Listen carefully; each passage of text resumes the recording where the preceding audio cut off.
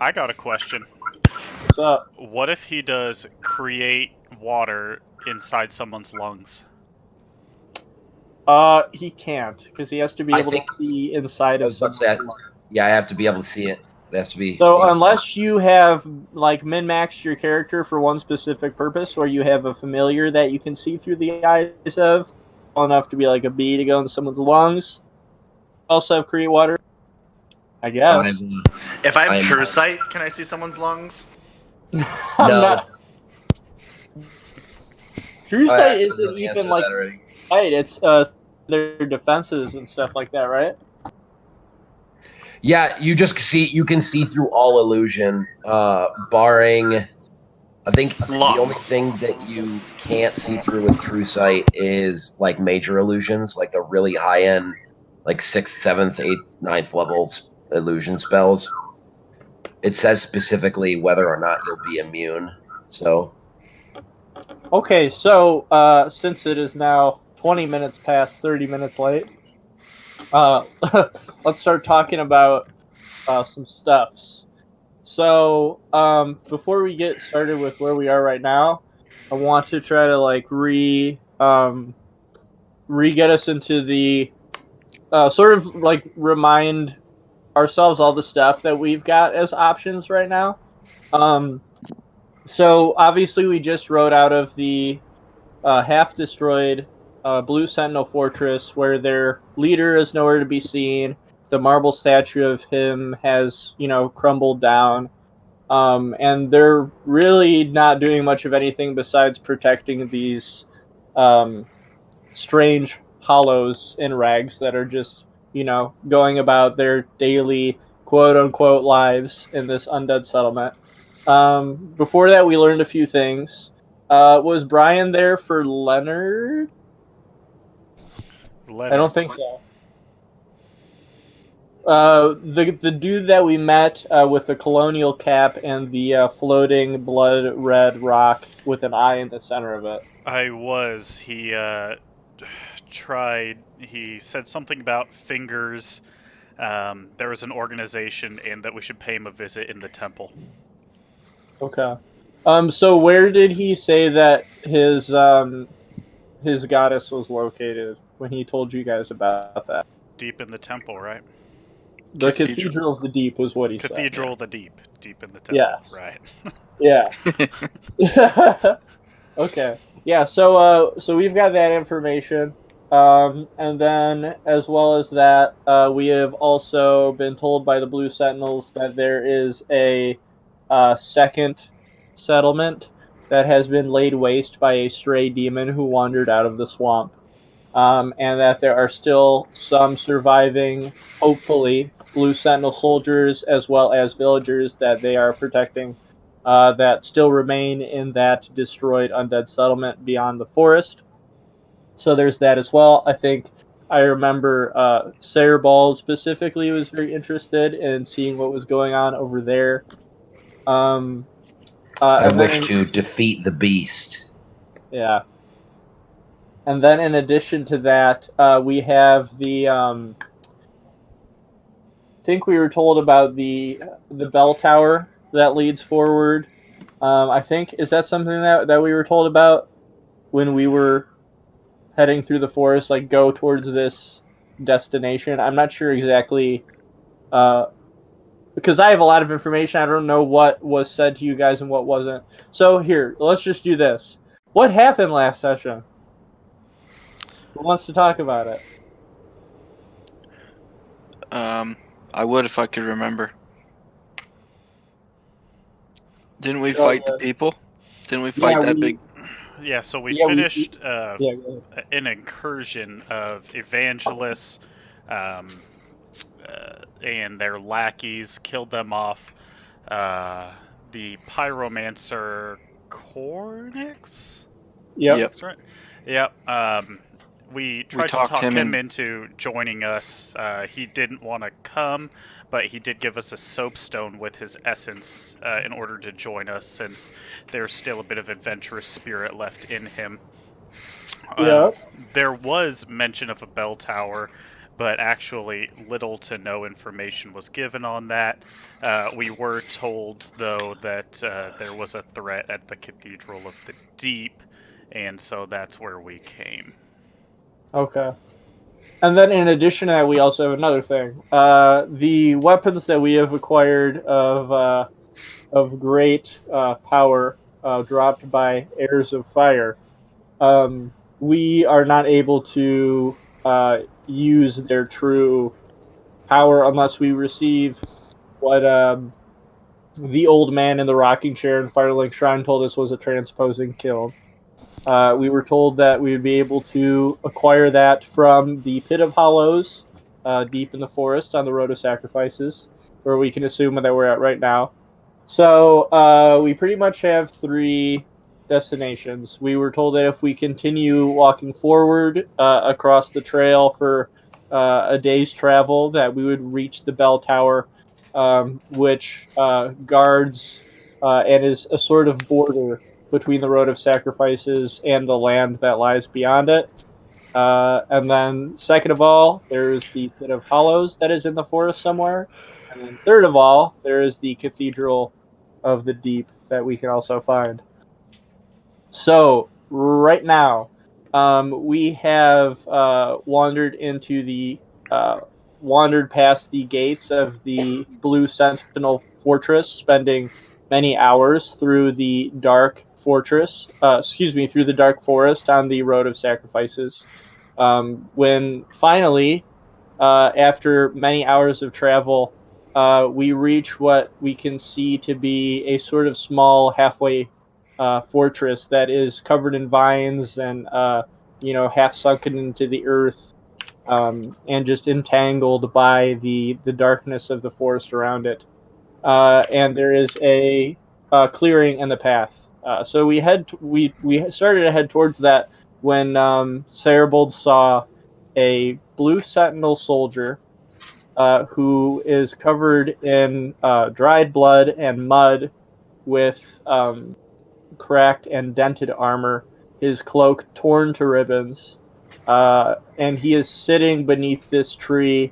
We can assume maybe some bones of his are broken because he's having trouble standing up. And the first thing that happens when we both make eye contact is that this Blue Sentinel soldier slowly, using all of his might, raises one of his silver gauntlets shakily, reaching out toward us in a motion that looks as if he's asking for help.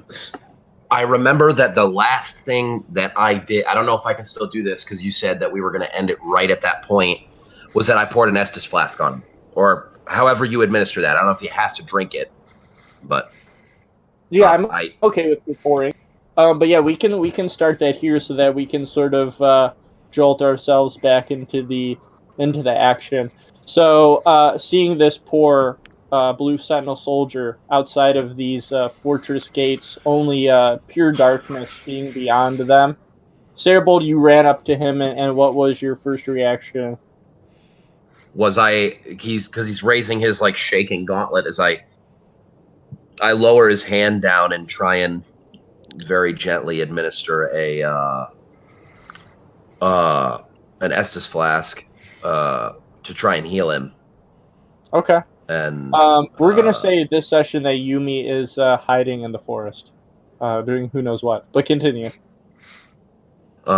Well, I want to know what this guy has to say, but I want to give him enough life so that he has the time to say it.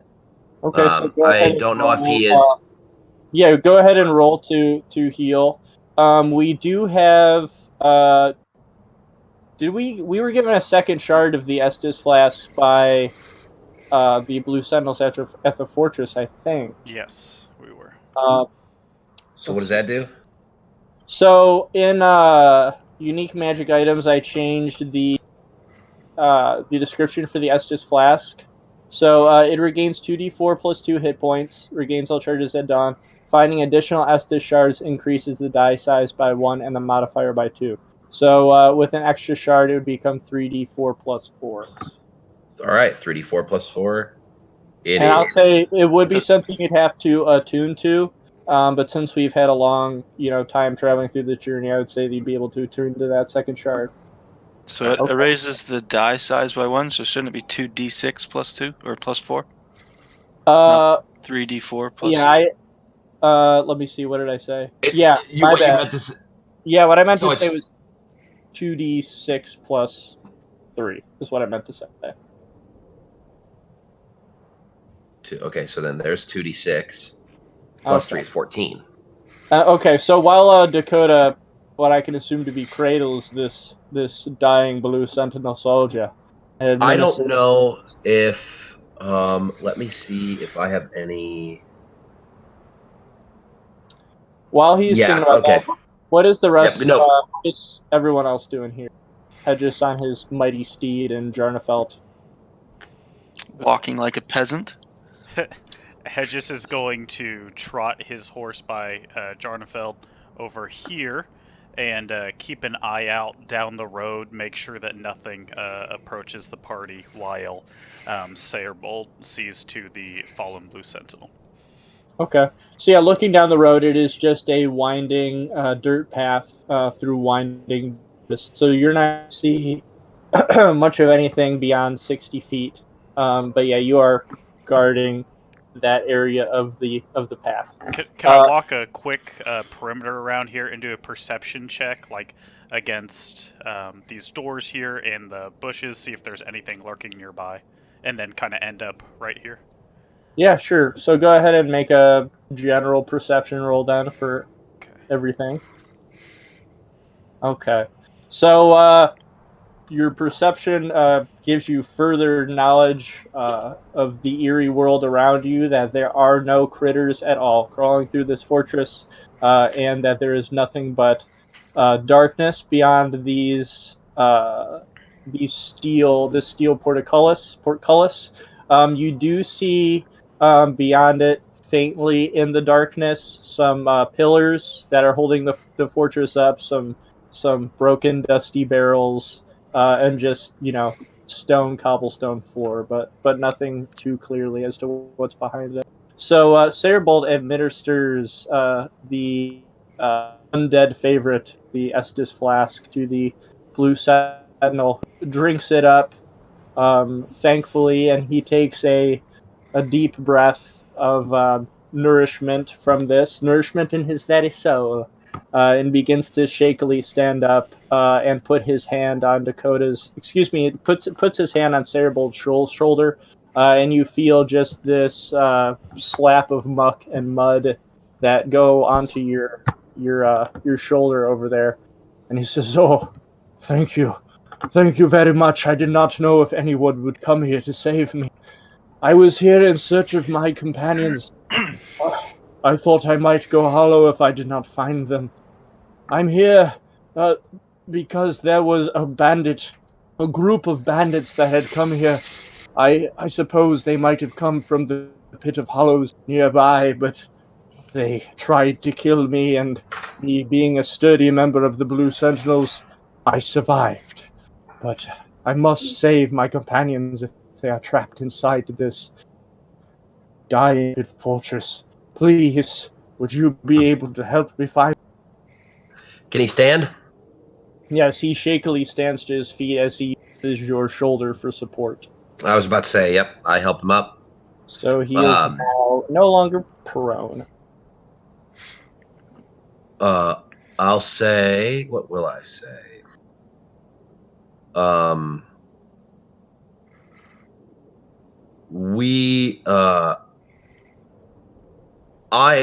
Us as a group have missions of our own. However, you're more than welcome to follow us by our side until our paths either diverge or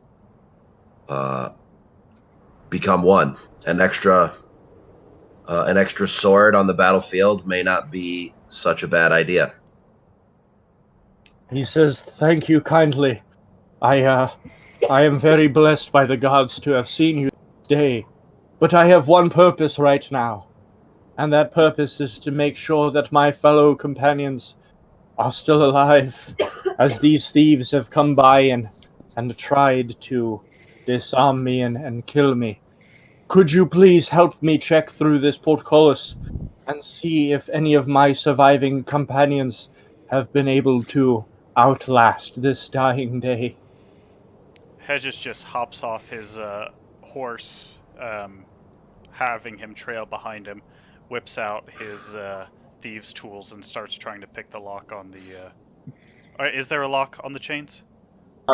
What you see next to you is a large wooden and steel crank covered in chains that looks like it is made to raise the portcullis. The portcullis itself is just this heavy, huge steel, barrier. Got it. I wasn't sure if it was locked down by the chains. Yeah, sorry, that's just the only image I was able to get of a good-looking portcullis. All right, well then I'll go ahead and apply my strength and try and get that moving. The Blue Sentinel stumbles forward, and he says, "I am not yet up to peak strength. I must rest a bit, but I will do you the service of keeping this portcullis raised for you while you venture forward. I'll watch your back. Please be careful." Nope. I'm rolling that insight. Hell no. This man is not going to sit and control a gigantic portcullis. No. Oh, he's talking about the crank. He's not holding the portcullis open. He's just pulling the crank and keeping the crank open is what he meant. Okay. So if he cranks it the other way, the thing closes, or what? It opens. So right now the crank is to the left. There's like a big lever. So if he wants to, he can lock the door behind us. Is what I'm asking. If that's something that he would do, then that is entirely possible. Well, is there a crank on the inside that I saw when I moved my horse by? Let's see. There was a lot of rubble in there. You can assume that, people who were inhabiting this fortress wouldn't, want to lock themselves in. So you can assume that there would be a crank on the other end. Alright, Hedges will look down and say, "I understand that you're not at your peak strength. We all have had difficult roads out here, but we need to know where your friends fell, and although you might not feel in the best spirits, we do have healing magics about us. We reckon you should come with us." I do agree. I think it would be best for me to trail from behind, though. I will guide you in, and it is a very small fortress. It is very barren. But I will guide you in and serve you from the back. Such a brave and valiant knight would not. I'm not saying this, but aren't blue? I think I know who this is. And I'm either right or I'm wrong. It's 50% either way. But don't meta I too have hard. a feeling. No, our characters got fucked by that one guy before, right? Rat boy? Yeah. What does this guy look like? He looks as I had described him, like a Blue Sentinel soldier, in you know what? Cut to ribbon and blood-stained armor. So I'm not gonna meta. All I want to do is roll insight. If he's a Blue Sentinel, the last Blue Sentinels charged into the battlefield without a moment's hesitation, and they were outnumbered. They had no idea whether or not we were going to show up. This dude is like, I need to find my friends. Let me trail behind you. I'm a Blue Sentinel as well. So if I roll insight, would I be able to tell if this guy's legit? So pretty much what you're asking is if you get advantage being a Blue Sentinel. Let's see if this guy is a legit Blue Sentinel. I would say, yeah, you can get advantage. Okay. Damn. Awesome. Good thing you got advantage. Yeah. But as far as you're able to tell, you're not able to tell one way or another, other than he is wearing the Blue Sentinel, garb, so you can only assume. Okay. Fuck. You got it, 9. Once again, is that with your bonus 4 + 5? Okay. All right. Yeah, so you can also assume that there, is no reason for you to believe otherwise that he would not be a Blue Sentinel. Okay, then I will charge into the gate. I would believe him. Okay, please, thank you. Do this one service for me. As I said, I will guard you from behind and follow in with you. But as I have said, I trust that you are more capable than I am in battle at this moment until I rest up. I have the gate. And he would hold the lever and be like, as soon as I open it, we'll all head inside. Are you ready? I'm not sure what lurks on the other end of this portcullis. Behind the tree I go, with a loaded crossbow.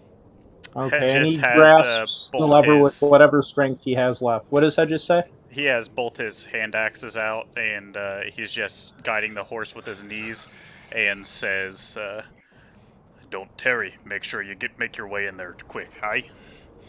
Looking at the Blue Sentinel. Oh, one night to another, you will be able to count on me. And he grasps the lever with both hands. Jarnafelt's going to whisper to Sayorbald, maybe he should stay behind the Blue Sentinel and just keep an eye on him, because he's ranged, so he can stay back a bit anyway. Do you want to roll? I'm not sure if that'd be stealth verbally, to see if he is not able to hear you. I can roll it. Jarnafelt's not talented at stealth, but I can do it. I don't even know if that'd be a stealth roll, though. Right, I mean, the dude's like 15 feet away just whispering in his ear. Like... Yeah, I think, that'd be fine. You'd be able to just say that without him being able to hear. Okay, so Sayorbald hearing, maybe you should stay behind him. What would your response be? I was one step ahead of you. Jarnafelt nods. Okay, Taps so the battle-scarred Blue Sentinel Knight holding the lever. Do you guys want to get in sort of your battle formation for who would be where and all of that? Right where I want to be.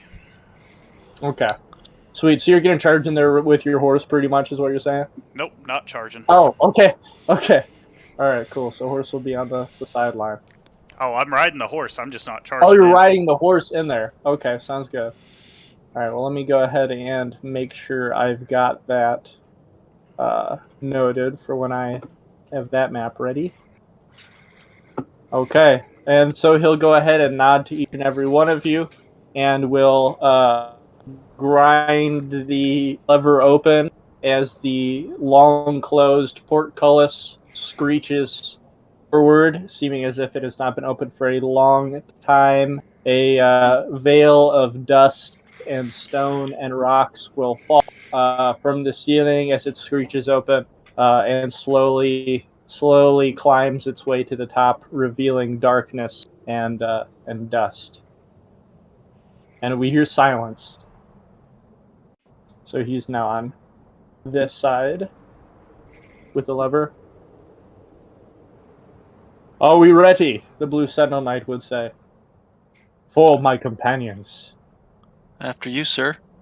Yeah, forward indeed. And then Hedges smiles and says, "We'll make sure to take the lead if we see any opposition. But in the meantime, if you would, trace us through these ruins, as we are unfamiliar with them. On we go, then." And he just kind of nods for him to go. Well, as I have said, I must hold this lever open. If I were to run past it, then the portcullis would close once more. I want to try doing something super memey. You but what? If it works, I want to do something really memey, like a big meme. But it's real. Like, I'm not doing it to fuck with the campaign. I just want to like break a stick off of that tree and just walk over here and jam it in there. A stick? I was gonna stick a rock in there just myself. Like take a big branch off and like jam it into the crank. Okay. You can assume it being heavy steel that it would just snap it if it were to do that. Then I wouldn't even try it. Hedges just takes his stows his axes, takes his pole arm, canters over here, and hooks his pole arm around the thing, holding it open, and says, "All right, let's go." Okay, he would say, well, if you want your weapon to be destroyed, then perhaps if somebody were wanting to take my stead and hold the lever open, I would. Yep, go for it. All right, if you're willing to hold the lever open, then let us proceed forward. Yep. After you.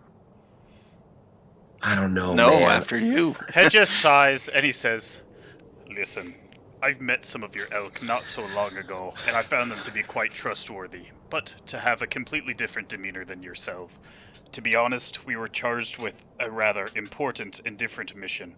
We've taken time to stop and assist you, but you are making me feel rather uncomfortable. So you're going to move forward, or you're going to redeem yourself by yourself. Do you understand?" He then looks to be a bit panicky, looking around to all of you, seeing that none of you are budging, and he would fall to his knees as his chainmail, clatters against itself, and he would say, "Fine, I will admit. I am a coward. The reason why the thieves have gotten to me is because unlike my brothers, were not able to defend myself. But I still care for them, and I still wish them to be alright. I do not think if I were to head in here alone that I would make it, and if they are dead, that my fate would remain the same as theirs. This is why I need your help. I will give you souls. I do have some left within me from battles of previous days and nights. If you were to accept a collection of souls from me, please help me." Hedges just waves his gauntlet to take that off. He says, "We don't want your souls. We just want to be able to trust you. Now go ahead and take point. This is the last time I'm asking." You don't have to go alone either. We're going to be right behind you. He says, "We'll be right there. You can smell me horse's flanks from where you'll be. Just go." So the other thing that set me off is I really do think I know who this is, but I am not metaing when I say that role I would have just gone right in. But then Brandon said specifically that the portcullis opens as if it hasn't opened in a very long time. I did hear that. These guys just went in, and it hasn't been open. The thieves, he said, stole from him out here while he was on his journey to try and find his buddies, and then just vanished off into the forest, is what he meant to say. I was also going to ask this guy, where exactly is the Pit of Hollows? Because he did mention that, and we had kind of an interest in going there. He would look to you a little more confident in himself, stand up and say, "Tit for tat, sir. If you want to help me, then perhaps I could help you on your journey as well. But I will not be giving out that information for free." And Hedges says, "Well then let's be at it then. We're wasting what precious daylight we have." Jarnefelt has shield mastery, so I'm just going to shove this guy that way.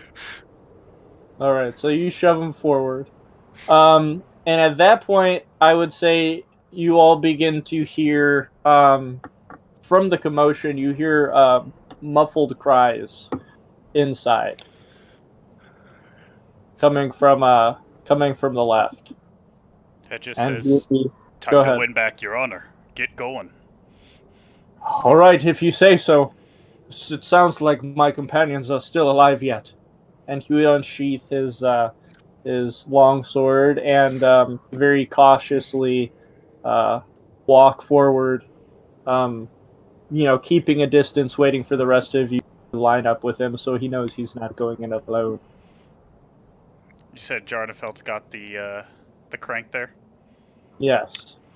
Let's trade it off to where Sayorbald has it, because he could still shoot through the portcullis, and you and I can go in there. Yeah, sure. If Sayorbald's That's very true. Absolutely. Alright, Hedges canters up to... I'm assuming a horse's flank is past that, right? I'm not gonna get it impaled if it drops. Alright, so I'm holding it up. Alright, sounds good. Let's see. What do we see? So, as you all walk forward, Sayorbald notices on the back of the Blue Sentinel is a crossbow that he begins to reach for before you're able to react. And he shoots you a look. You're not able to see his face through your helmet, but you notice a change in demeanor as he spins around too fast, faster than should be natural for a injured knight, and attempts to shoot your hand that is touching the lever with a crossbow bolt. And what do I... He's going to roll to hit. Okay. I fucking knew it. Okay. I fucking knew it.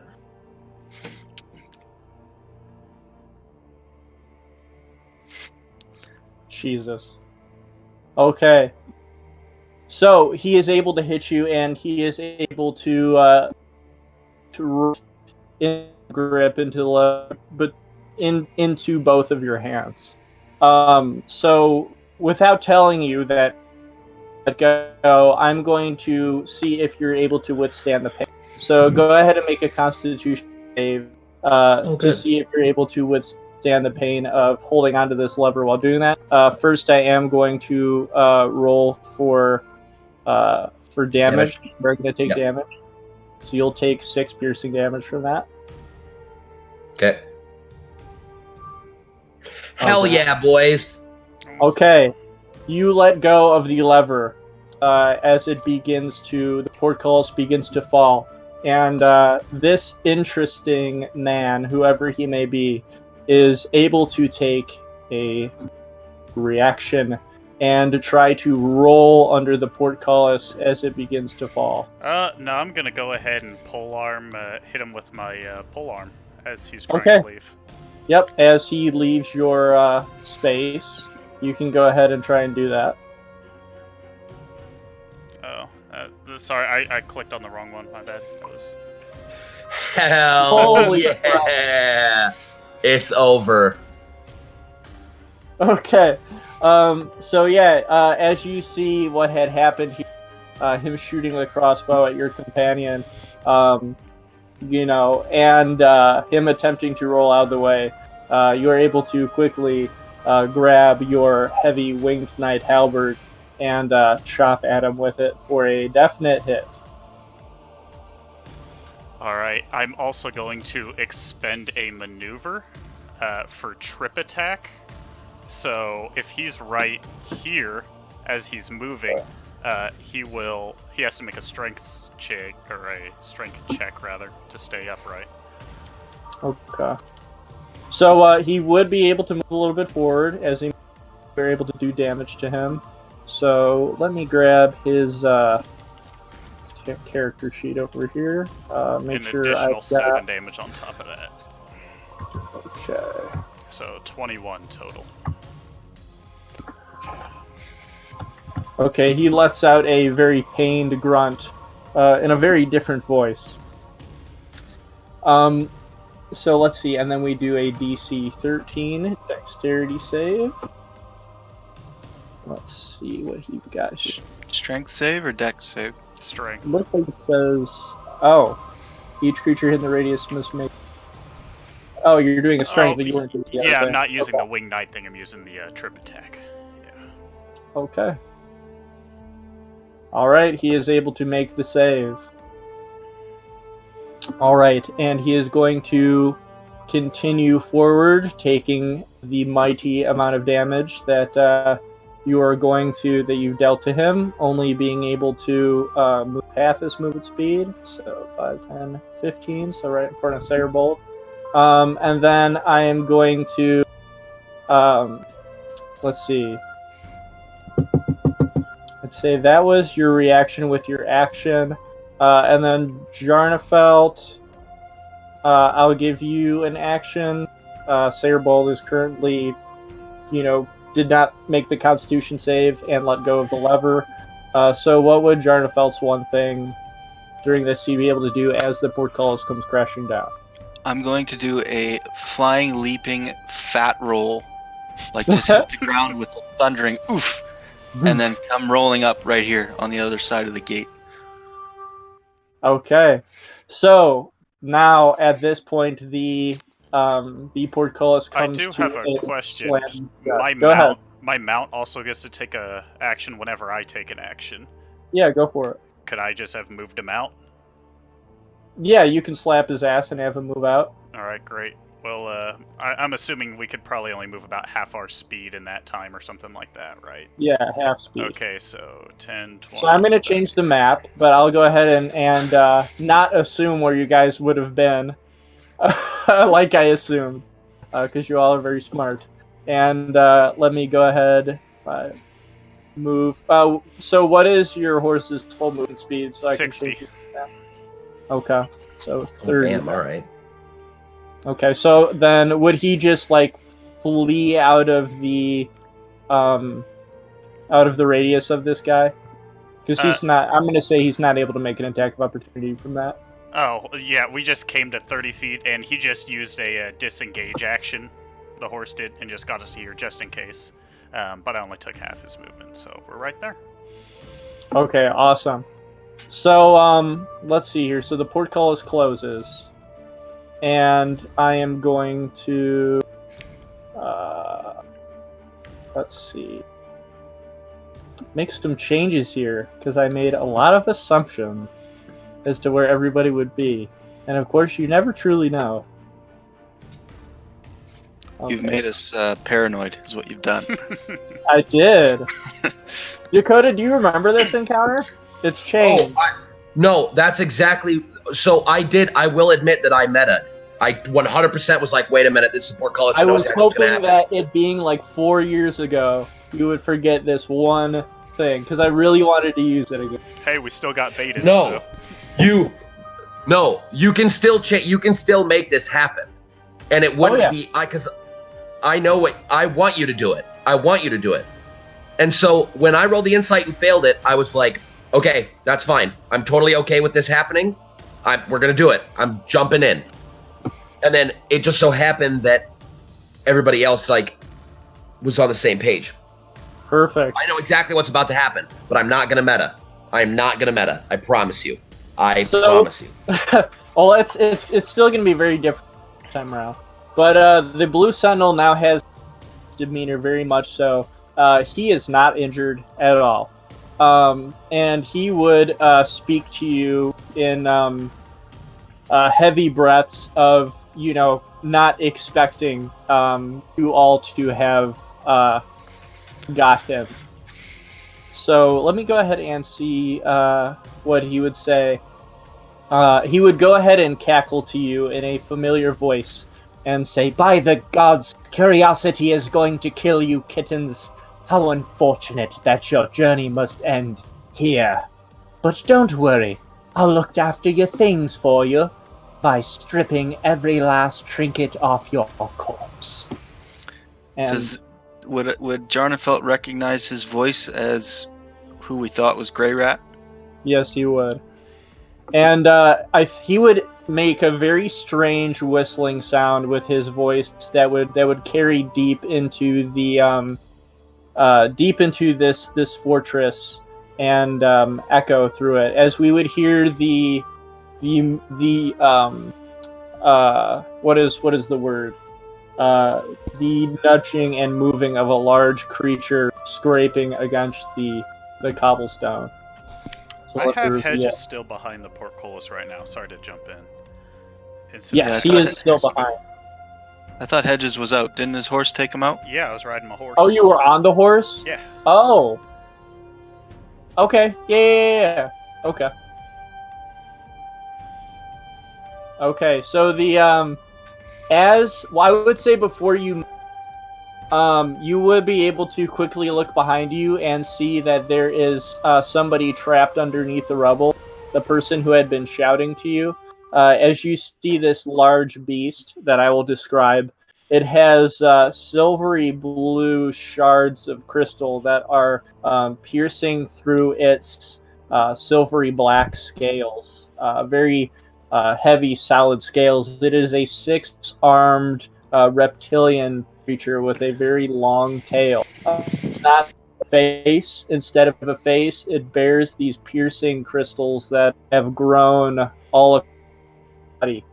And it stands up and it gives a shake as a dog would ruffle its fur. But instead of ruffling fur, we just hear the clinging and the tinking of large shards of crystal being, ruffled against its large, huge body, as well as the cries of this character here, who, Zach, if you want to go ahead and say what your character would say, you can totally improvise as to how you want to see it. Go ahead. Okay, so basically, you guys just see from underneath the rubble, just a bunch of steel and maroon plate mail, and you just see a hand reaching out, and you just hear, "Help! Help me!" So, Hedges, this would be before you move. So, at this point, go ahead and decide what you would have done. On his way out, I say, "Silence, fool! Play dead!" As I move past. And then as I come past next to my parties, I just kind of grumble rock candy monster. Here, let me go ahead and reveal a little bit, give you guys a little bit more to move. So let me go ahead and do this. Reveal some of this area. Okay, cool. So at this point, let's go ahead and roll an initiative. Sweet.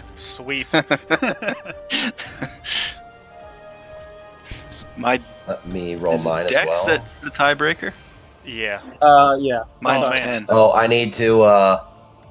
Mine's 12. I have to select my character and roll it. So now I assigned that. I don't know if you want me to keep that or do the other one, but I forgot to fucking. Yeah. The first one. Okay. Well, I'm in the turn order. I assume you can edit it in the turn order now. Yeah, I can. All right, good. Let me go ahead and get this guy's stuff ready. Okay. Well, that would be plus an additional 3. So he would have 12.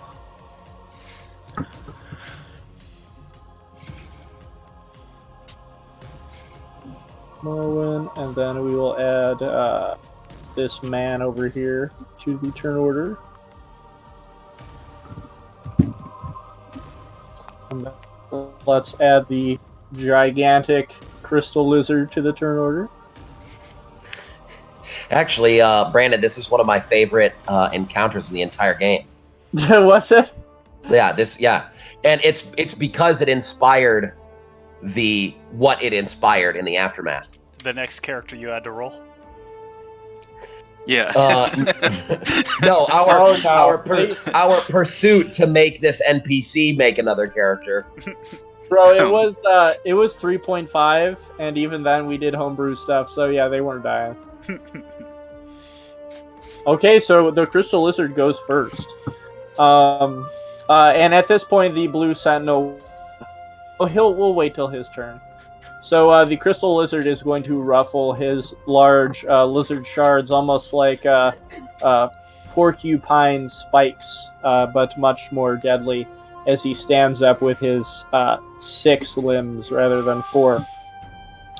And will try to charge the gate, completely oblivious to Marwyn's existence at this point.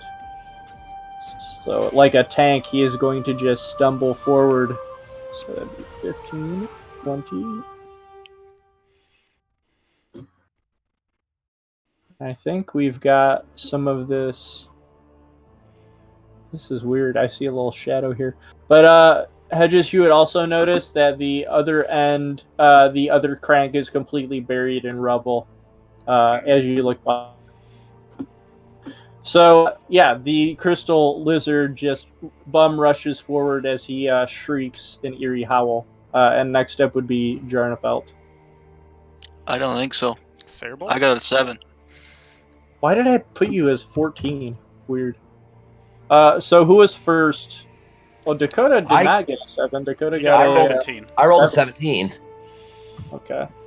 The first one I rolled was a 17. I rolled a 21 after that, but... And then Hedges also got a 7. Okay, so who went first? Was it... it would be Sayorbald first. So what does Sayorbald do in this moment as the Blue Sentinel reveals himself and goes to arms with him?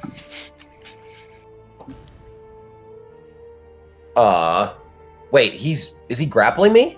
No, he enters combat. Okay, yeah. I was like, he's at arms. No, he's not. Don't do that. Actually, there is something that I can do. It's called Zephyr Strike, which my movement doesn't provoke attacks of opportunity. And once before the spell ends, I can give myself advantage on a weapon attack. Roll on my turn. What am I doing? I have the fucking internet. Yeah. So I am gonna fucking hoof it.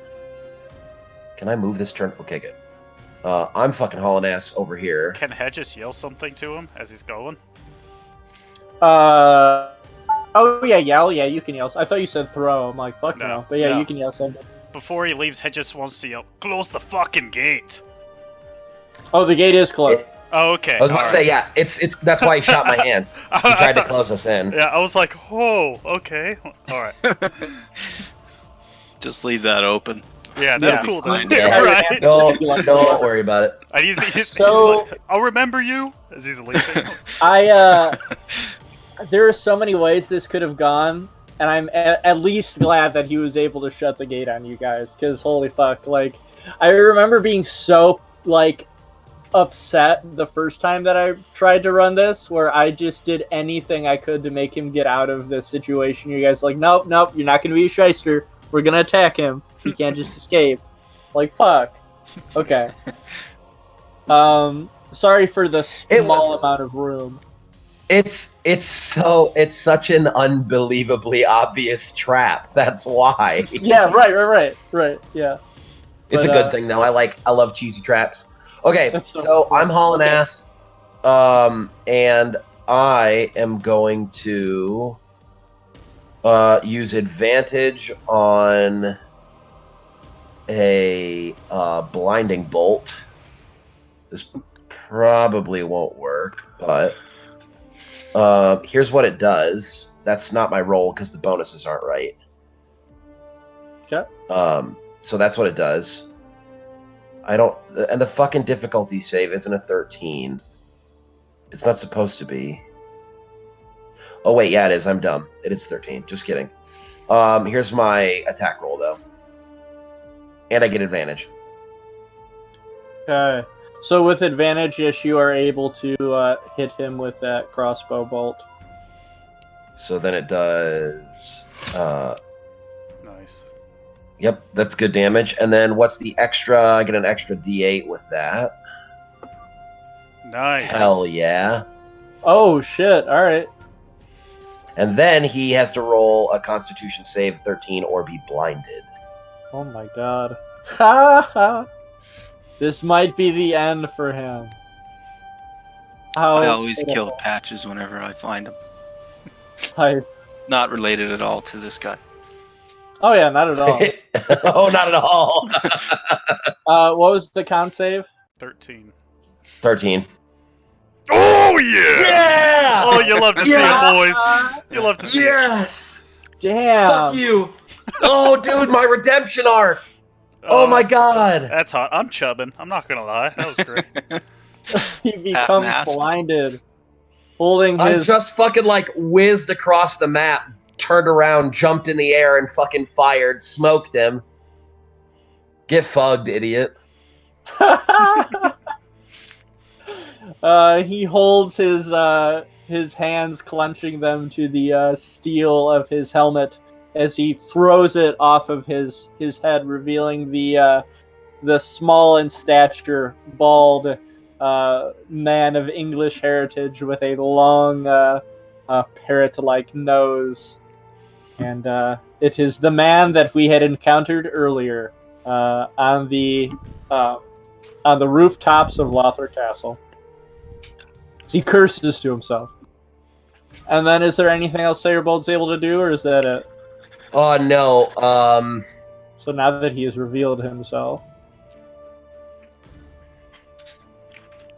I don't believe I can do anything else. Let's see.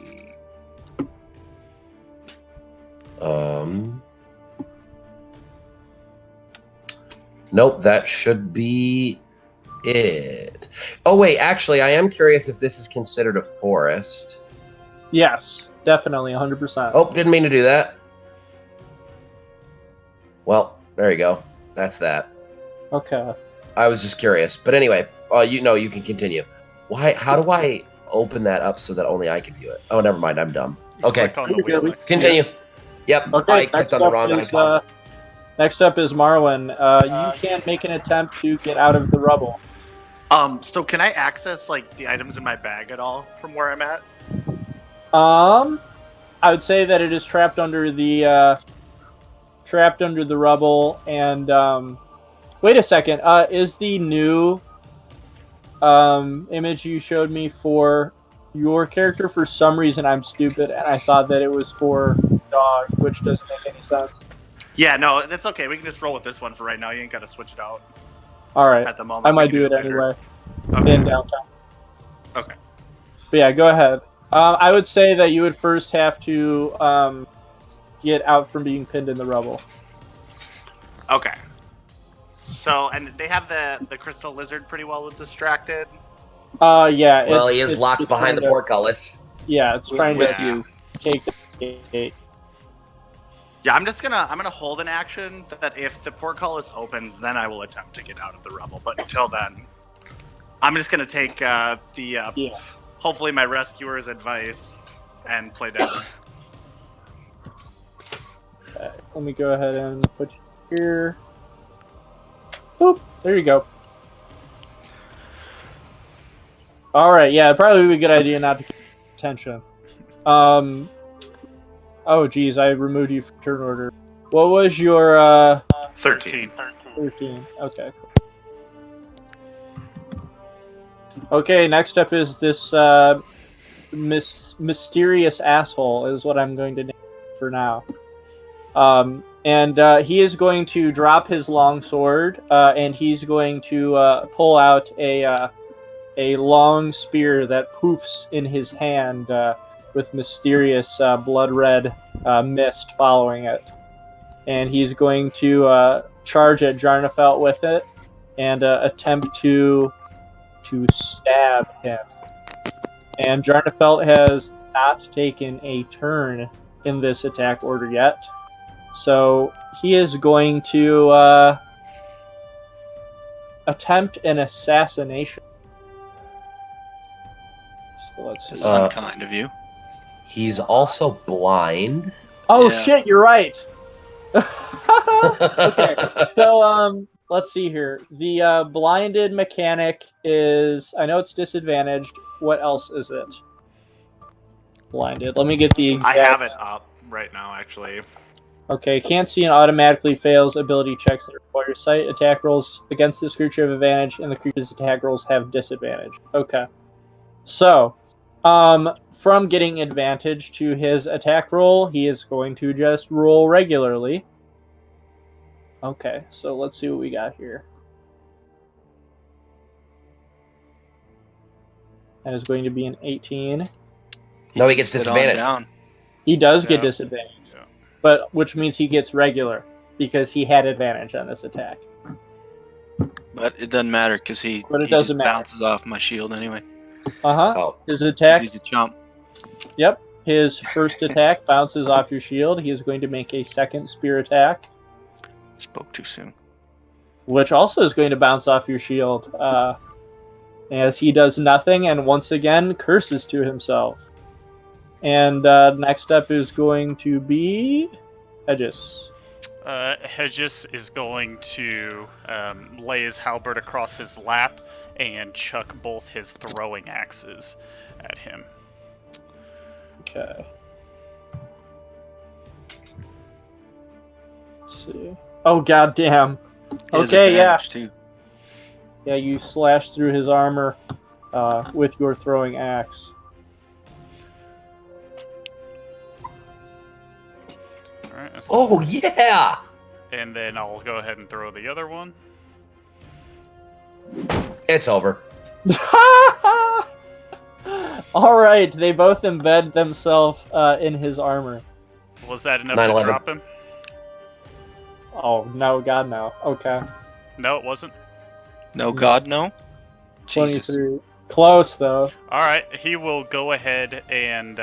Okay, he is... Here comes the status effect. Heavily injured. Blood pouring from his wounds. Alright, and so he's going to attack onto that second attack. A trip attack. So we're going to roll a d8 on top of it. A great.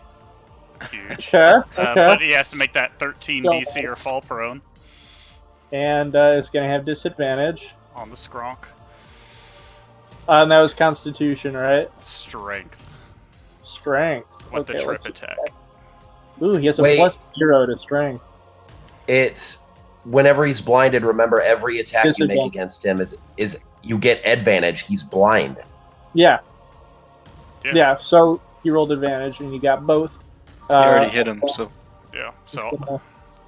Have disadvantage, so that is the 11. Oh, I see. What I misunderstood what you're saying. Okay, I'm sorry. I was like, And fucking. that didn't quite finish him off. No, so now he is blinded, heavily injured, and is prone. As we can see, his collection of status effects over his character. And Jarnafelt... Collection of status effects. You know what? Hedges isn't going to give him the chance. He's going to action surge and throw again. Jesus fucking hell. We This know, Brandon. ends We know. Now. Okay, that's going to be a hit.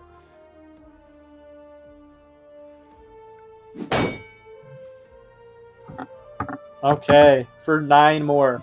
And he is now dying, but he is still alive. He's still I know alive. that this fucking he's not- this no. This tricksy bitch is getting out of here somehow. I fucking know it. Alright, so he's not at 0? No, he is not. Alright, great. He is, however, going to make a reaction in RP. He is going to, as he falls to his blood pouring out of the destroyed armor that has pierced his flesh, blinded, he is going to look up to you guys, obviously not knowing where you are, but he's going to look up, and he's going to cackle to himself. And I'm going to have some ambience here. And he's going to say in his own pool of blood, he's going to say, let's see, mighty fine warriors you all are. None like I've encountered before, but please, it was just a trick. I meant no harm and nothing personal towards you at all. I myself am just trying to find a way to stay alive in these trying times. I can serve of great use to you. I have very many treasures of my own that I have collected from those who are not as strong as you. You could find a purpose to me yet. I promise. I swear. I'll do whatever you wish. Hedges kicks his mount forward 1 step and draws his halberd and says, "Seems that you're going to have to try a bit harder on that whole survival thing." And he ends his turn there. Okay, let's see. Okay, so next up is going to be the crystal lizard. Didn't I roll the exact same? Oh, This thing is straight up it is about to Jarnafelt's rip turn. through that portcullis. So, Jarnafelt going, he looks to you and pleads and says, "Stop this at once, you heartless, good-for-nothing oafs. God spit, I knew something was wrong. I am unbreakable patches. Nobody can crack me. Rot in hell." Jarnafelt's gonna raise his hands to the sky and scream out, "Blood feud!" and Vort's Warhammer him. Okay. Oh shit. Unless I have to. So you don't have holy shit. So you don't have the special effects on it, other than it being a +1 Warhammer, because of the attunement that you need from the transposing kill. But you do have the 24 hits, right? A 24 does hit, and you smash him with the frozen Warhammer. Time to get smoked, nigga. I know this son of a bitch is coming back. He's gonna like turn to fucking mist or some shit. I don't trust it. Does 14 do him? You smash him down to the ground as you can hear cracking of bones, and the blood pool goes larger as now black blood stains into the grass. And he says, "Why me? Why me? Guess not. What did I ever do anyway?" If he's not dead, I'm divine smiting his ass. And he cackles once more in a dying breath and says, "A fine dark soul to you." And he dies. Yeah, I'd still smite it. Hit him again? Yeah, no, yeah, hell yeah, I'd smite it, dude. Are you kidding? Worth it. I do not. You're going to smite I don't believe this man is truly dead. Smite on it. Blood feud, baby. You said it. Oh yeah, no, it's coming. Don't you worry. I just gotta find. I'm really, of all of the things I don't know in Dark Souls, I'm really happy this is like the one fucking thing I do. I'm not going to take an opportunity from you guys. Okay, so you raise the hammer once more in spite and in anger of this pathetic creature. I'm going to scream out, "Colorless rodent," as I do it. Here comes the... Okay, and you do so, and let's go ahead and have a cool spell attack for this, even though it's not a giant fireball. Hey, so get ready. This gigantic fucking thing is about to smash through that portcullis. All right, I'm fully convinced. With a smash of divine magic, his blood sparkles to fire and dries into the burnt grass, as he is now a crumpled man, dead, and a shadow of his former self. As you slowly see his flesh begin to hollow, and his eye sockets grow a deep, disturbing black, him now being just a shriveled, mummified-looking corpse. And it is as that happens that the crystal lizard now continues to bash against the steel portcullis. And so he's going to lurch forward, still howling. And he's going to smash against the rusty portcullis. And he has a siege monster. So let's see if he's able to knock it down. He's going to crit. It's alright, can't do anything else after that, so... Okay. I don't think he made the check, boys. We're fine. So he definitely smashes into it, and he's going to make 2 tail swipes against the steel portcullis with his crystalline, heavy scales. Let's see what we've got here.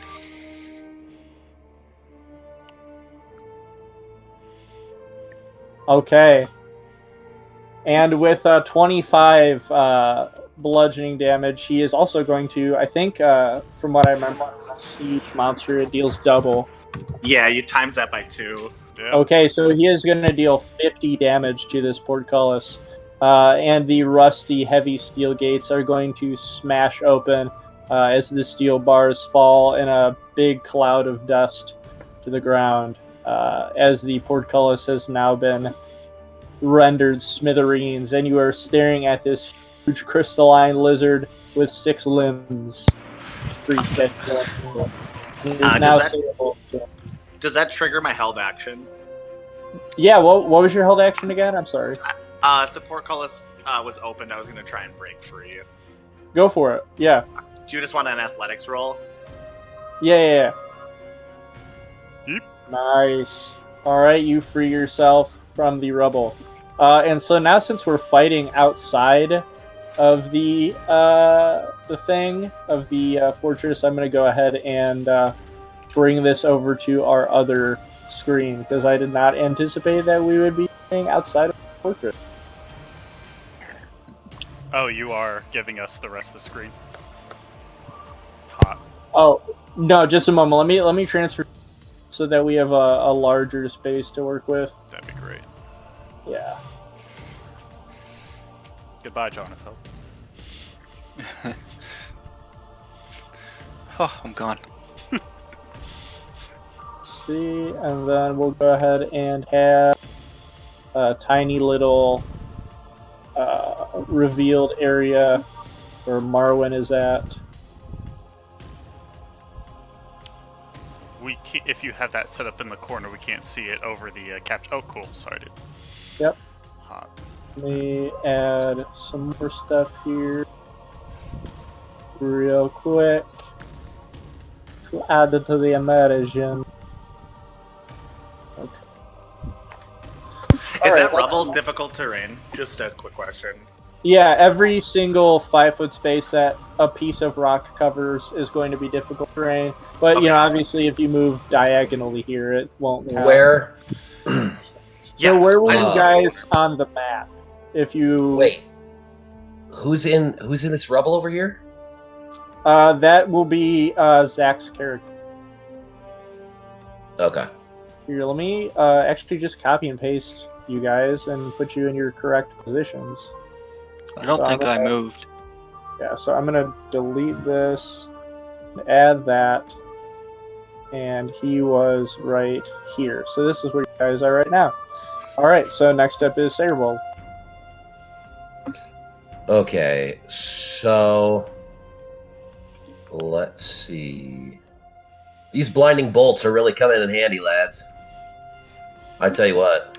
For all intents and purposes, you guys offed patches. For now. We're not sure as far as the future. For now. Oh no, that motherfucker ain't dead. I know patches well enough. Goddamn cockroach. My character thinks he's dead as fuck, but I know damn well he isn't, and I'm really happy about it. I'm excited because I get to kill him twice. Let's see. Hopefully we get to loot him this time. Yeah. Alright. Go ahead. Whatever you want to do. Let's see. Oh yeah, the portcullis is gone. Okay, so for the next minute, I will say that I can move it 60 feet. Or I should say 9 turns, because the last one was 1 turn. And I don't provoke attack opportunities.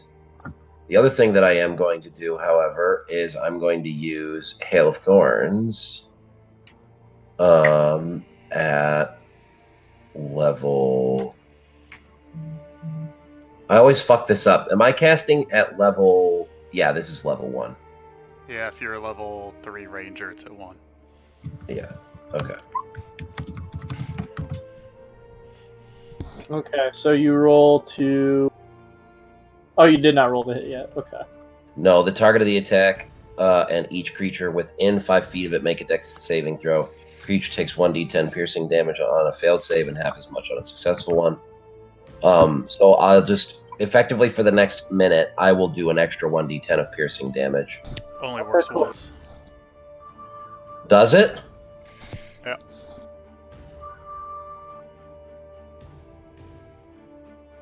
Oh, the next time you hit a creature, yeah. Okay, I'm cool with that still. So I gave you some a bicep status effect to let you know that. Okay, cool.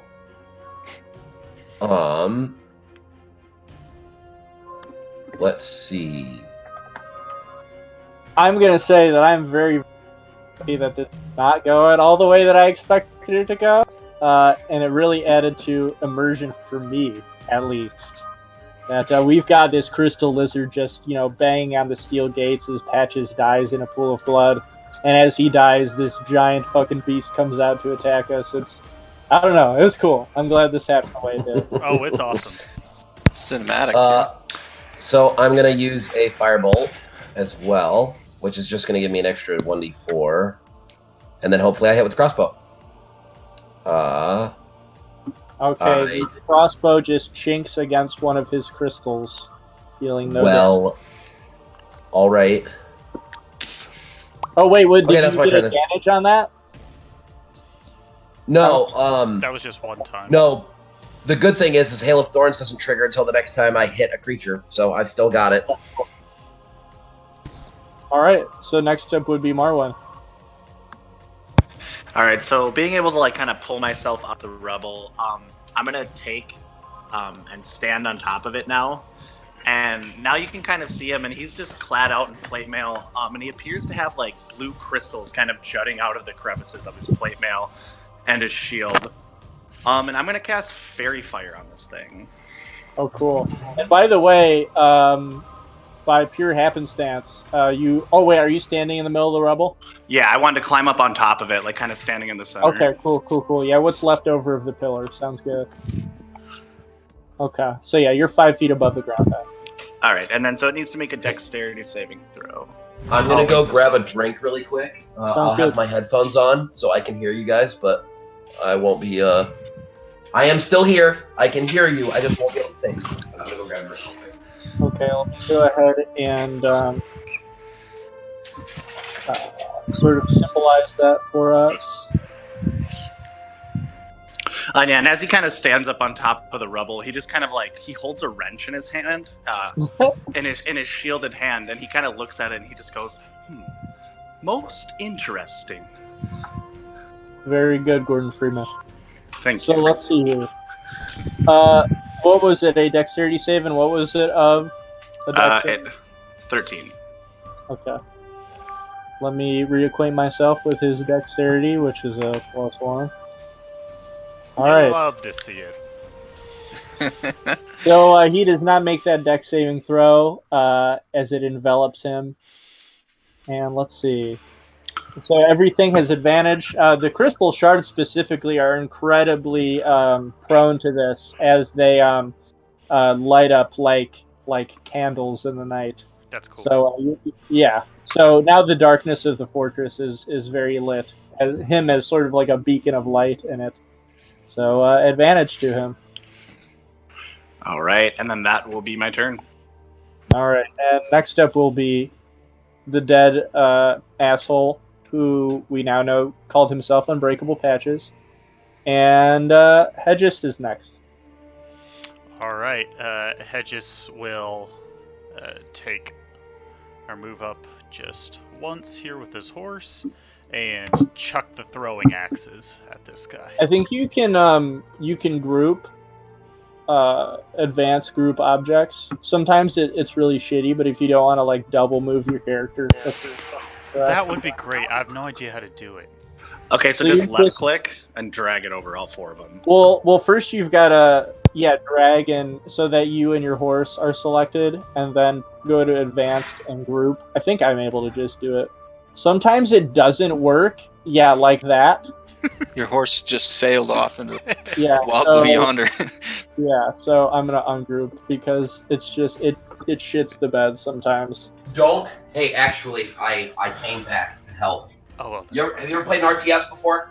Literally any real-time strategy? What the fuck happened to the horse? Yeah, did it fall Baldur's under Gate when I was like 5. All it is you drag and select your units and move them as a group.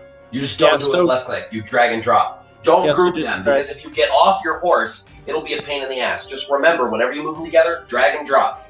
That's that easy. It's that easy. No, what do you? So I mean. Okay, I'm gonna go piss. So drag so that they're both selected, like you were like grabbing documents. Got it. Top, and then you could just move them together. Got it. Yeah. Sweet, I love it. All right, thanks, boys. I'm glad you have your mount now. Yeah, me too. It's so good carrying that saddle around for nothing, mostly for Jarnafeld. Yeah. All right. All right, so here we go. We're gonna chuck one.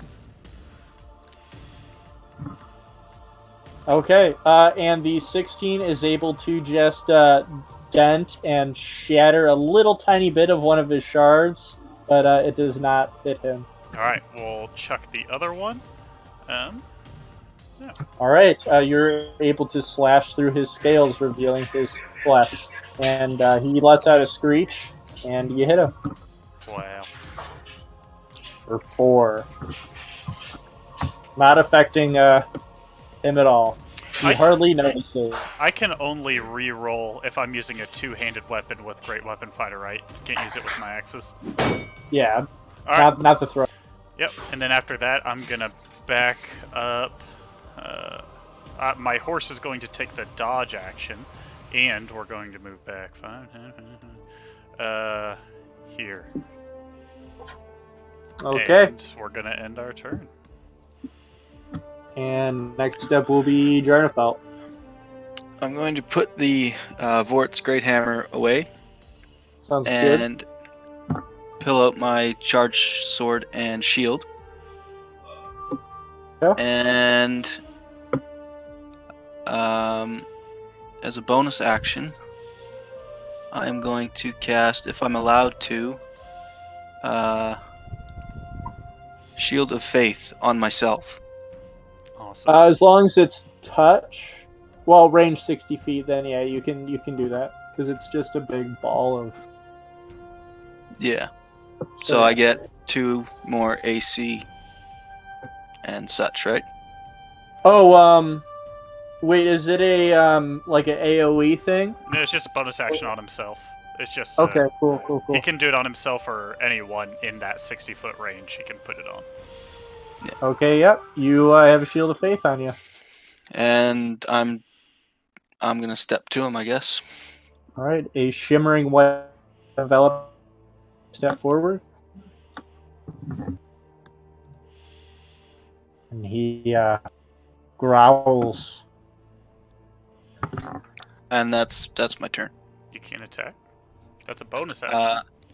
Didn't I use my action to stow my Great Hammer? If I didn't, I will attack. No, it's just an object interaction. That's not an action. Oh, okay, then I will attack. Okay. Does action and bonus action have to be in order of action bonus? No. Nope. Okay. The only thing is you can't do a reaction on your past someone else's turn. Okay, sounds good. So did I hit? Yes, in 18 you were able to slash through a mess of crystal shards as they go flying in opposite directions, and you pierce his flesh. Nice. For 11 slashing damage. As he screeches. Alright, and it is now the crystal lizard's turn. Let's see what he is going to do here. Let's see how far away everybody is.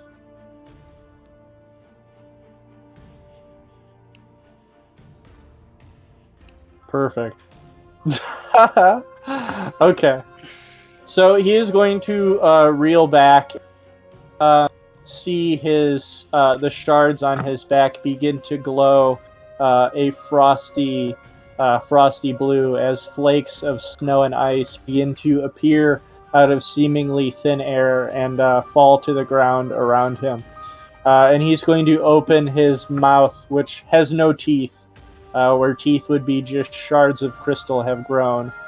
And you're going to see a frosty, swirling storm just start to appear from within his mouth.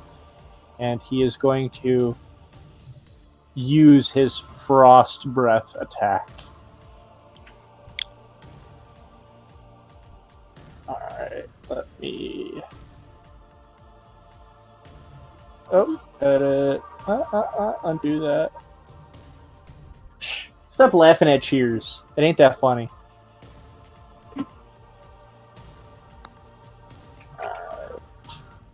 Okay, so in a 60-foot cone, they never really tell you what the cone is. So let's say be like that. Wish I had more map space. I would have kept moving with the rest of the Yeah. movement he had. I just stopped there. What the hell? Why am I not able to grab on?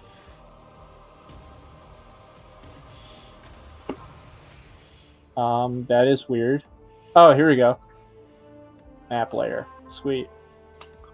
Okay, so an explosion of icy breath burst forth from his maw, as it seems an entire blizzard storm had. Well, it'd be 60 feet, so either way, that's only 50 where you're at right now, so it'd be another 10. But I think you're able to get past that.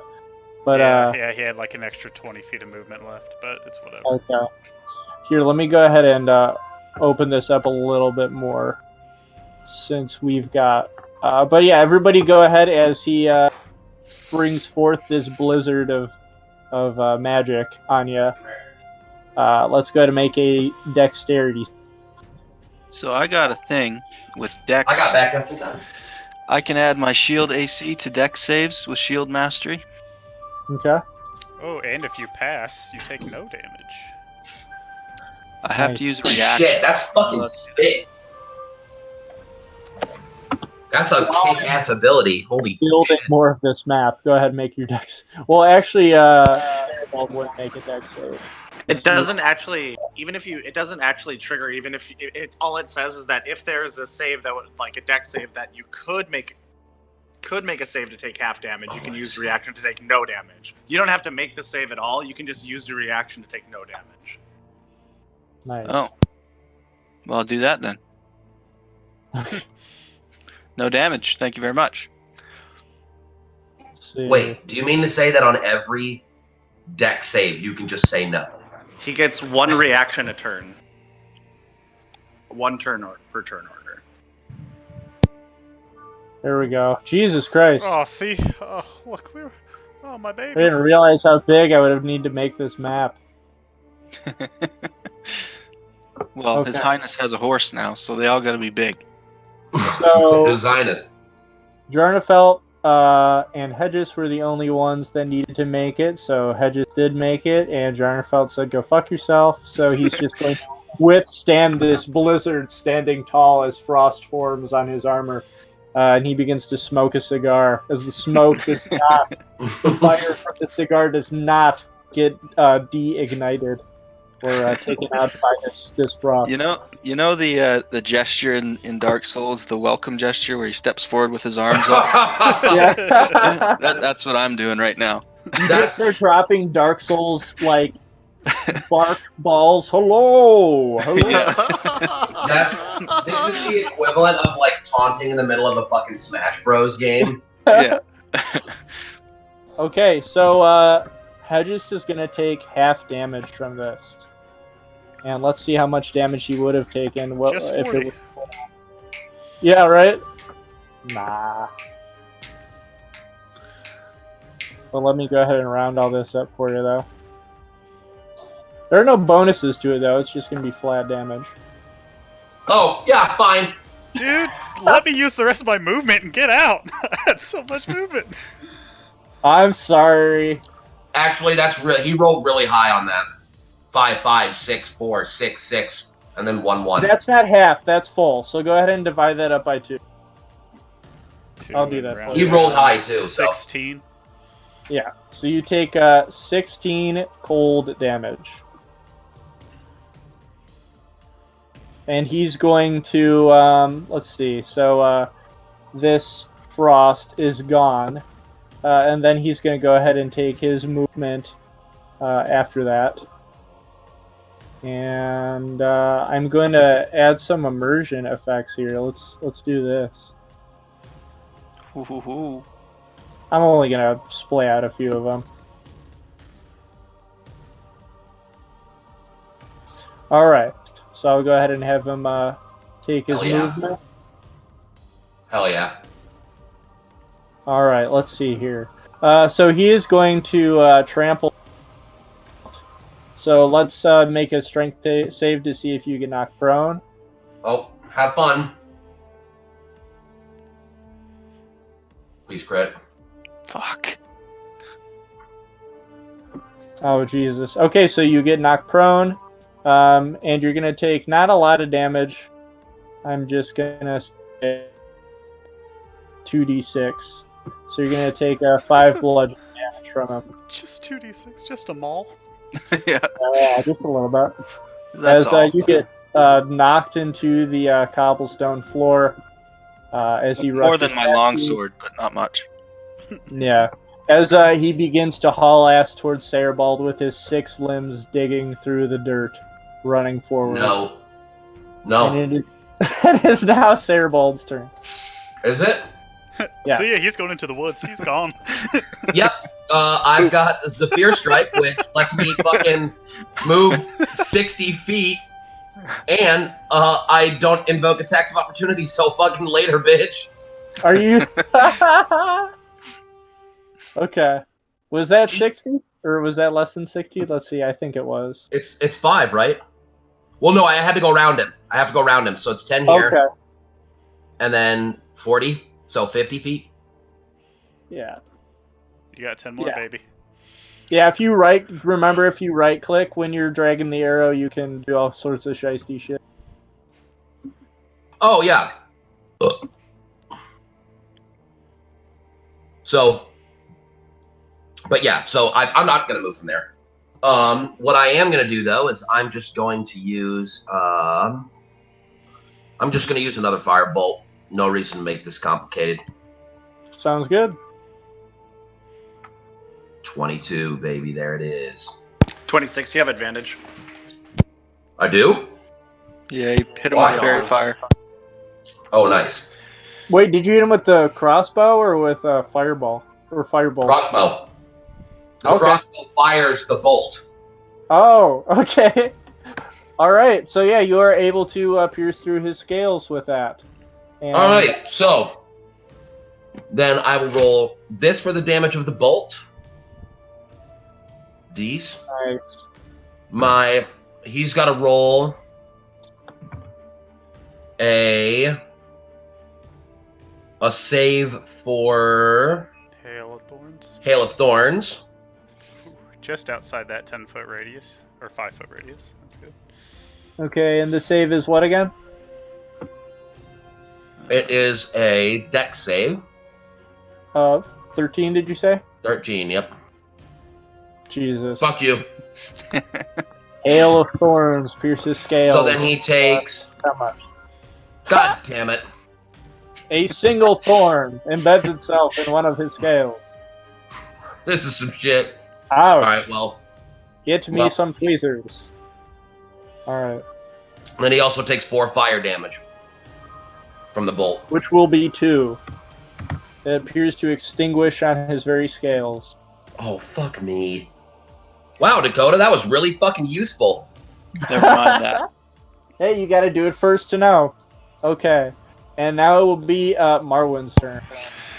Alright, so Marwin now steps down off the rubble, steps forward, and he kind of licks his finger, holds it to the air, tests the wind direction, and then he throws... Inside the portcullis?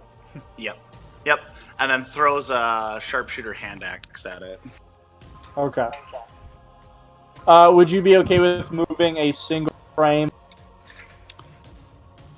Or would you want to stay right there? That's fine. Okay, cool. Okay. So a 15 with the thrown hand axe is going to just crack one of the shards, but not injure him. Alright, and then as I throw it, it appears back into my hand. Poof. We have two throwers now? Yeah. With magic axes? Yeah. It's meta. It's just like it is the meta. just in your pantaloons throwing axes at everybody. Yeah, that's great. Maybe I'll do that too. We can all just chuck axes. I got you covered, bro. Feel like I'm not missing anyone to turn over at him, am I? No. Okay. No. All right. So next up's gonna be Hedges then. Alright, Hedges is going to throw his first hand axe at him. Sweet. 18 with the advantage of the fairy fire. Perfect. Let me go ahead and maintain that status effect on him. So yeah. All right. In 18, you are able to get him real good. All right. You like that description? Get him real good. Go ahead. Dude, I was just about to comment. Bro, there's only so many times I can be descriptive in so many ways. Yeah, you get him real good. Alright, he'll throw the other hand. What you do in extreme detail as you hit him with your weapon. Okay, and a 21 cracks off some scales of his, and for 8 more damage to his exposed flesh. All right, and now Hedges rides 120 feet south. Bro, come on. Nope. Bye. I'll be back next time it's my turn. Yeah. Okay. There you go. Let me go. Oh. Hey, Oh, God, he rides so fast. The very fabric of the universe breaks. Okay, let's see here. Just want to let all my allies know that we've been abandoned. That's good. I'll be back. He doesn't say anything. He's just gone. Good shit. Well done. Later, boys. All right, next up, Stratafelt. So I will stand up. That's half the movement speed, right? Yep. Who's a little hot dog? What is that? That's my dog. She's very excited for some reason. Oh, actually, So Hedges is slapper. Hedges is only going 115 feet, not 120. Let's Oh, not be crazy. okay. Okay, sounds good. Just had to let you know. All right. Yeah. That got rid of the fabric of space warping. Yeah, that extra 5 feet. So I am. Oh my God! Push Please to mute talk. your mic. Push to talk.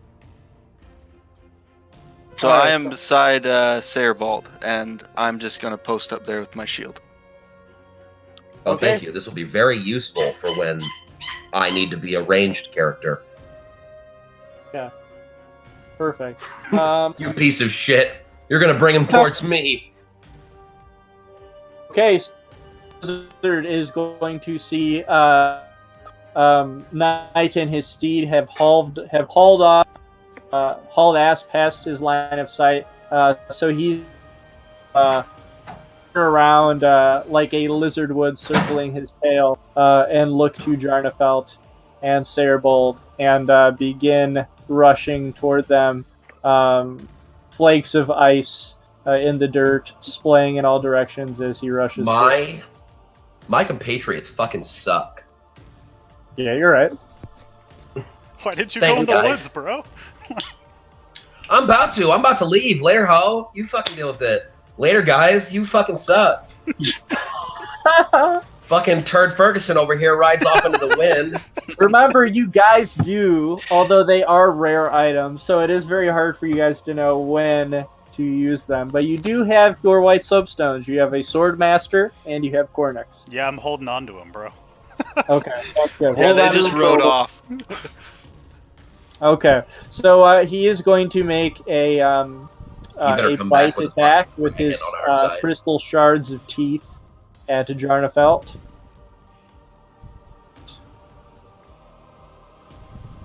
And we've got a +8 to that. Oh, good. For 12! Hell yeah. You deserve it. As he completely whiffs and, smashes his shard teeth together right above your head. And next he is going to make a tail attack against you as he lurches backward to whip his crystal tail at you, Jarnafelt. Oh, bye. Bye. Goodbye. Okay, and he is going to, with that crit, knock you into the stone wall behind you. But let's see how much damage you do as you bleed to death on the stone wall. Yeah, sounds like it's going to be not a lot of damage. Yeah, not a lot at all. Okay.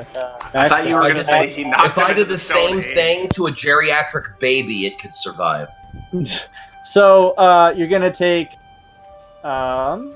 2 bludgeoning damage from that. And then you're going to smack against the stone wall for just a d6 of bludgeoning damage. So how much damage total? 25 bludgeoning damage. And then you're going to fall This prone. guy does 48 plus 6. Oh, crit. So Yeah, it's a crit. So I'm at 0. And you have fallen prone and fallen unconscious. The +3 doesn't go on the second one, though, right? Just the dice rolls, so does that keep you up? It would. It does? Why wouldn't it? You only do dice rolls, you don't add static modifiers twice on a crit. Okay, well then you would just take 23 then. I have 1 HP. You don't add your strength twice? You don't double your strength? No, not on a crit. Just dice rolls. Alright, so you are barely alive and covered in dust and stone as you are smashed against the cobblestone of this fortress. Sayorbald now staring directly into the vacant eyes of this crystal lizard. And it is now Sayorbald's turn, as his companion was just swept away in the breeze. Is he dead? No, he has has 3 HP. points. 1. I am literally about to throw a potion at you so hard it shatters on you. Oh good, this firebomb that I thought about buying is going to be totally useless. Well done. That sucks. Can I use this scroll of augury just to ask if I should fucking leave this fight or not?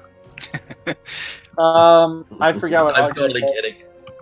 Let me go ahead and double check that. You just ask a yes or no question and it tells you whether you should or shouldn't. Oh, to the DM? Yeah, that'd be a scroll of greater, so no. I thought I had a fucking actual potion. You want to commune with your god and see if he wants you to fuck off? You guys gave all the potions to me so that I wouldn't die. Holy shit, this motherfucker really did just ride off into the distance. I'm actually hurt now. Oh my god. Don't you have a potion of greater healing, dude? I thought I did, but I didn't write it down. I have one. Do you have an Estus flask? And you have a superior healing potion, too. You bought one of those. I don't have an Estus Estus flasks do you have? How many do we have, Brandon? Flasks you have? You have 1, but it has increased its die size and its modifier second shard. Well, lucky for me, I fucking used it on Shitbird, so I don't have any way to heal you. He wins, even though he loses. Can't use your superior healing potion? I don't have one. I just said Estus flask. I don't have a potion. I didn't write it down. Could he use? Can I get that at some point? Yeah, you can. Do you remember buying one? No. Okay, well then I won't just get going. Do you have cure wounds? Yeah, I was just gonna say. You can cast cure wounds.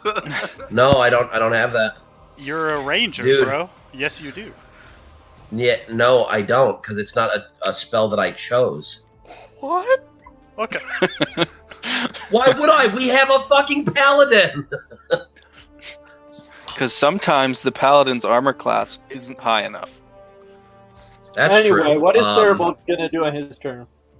Sayorbald is gonna say later, Gator, and fucking haul ass. Oh my god. I can't do anything. Freaking Valiant. Actually, no, that's not what I would where you're do. gonna go? I'm an honorable piece of shit. Can I pick him up? Who, the lizard? No! You can roll strength to try to pick him up and put him on your back. You'd have advantage to attacks again. Who would have advantages? Hostiles. Because you're carrying a dude on your back. Oh my god. I have to make a decision.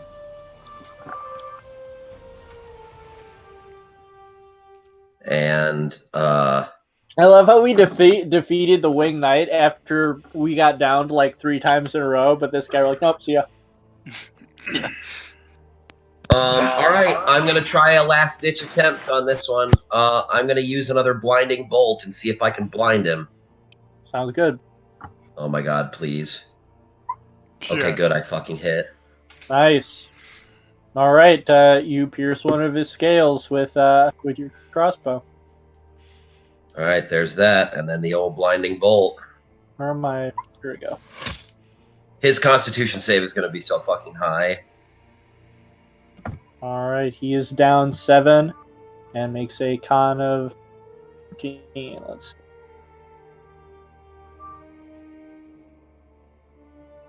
see. Yes! Woo! He is blinded and All looks right. to panic, really.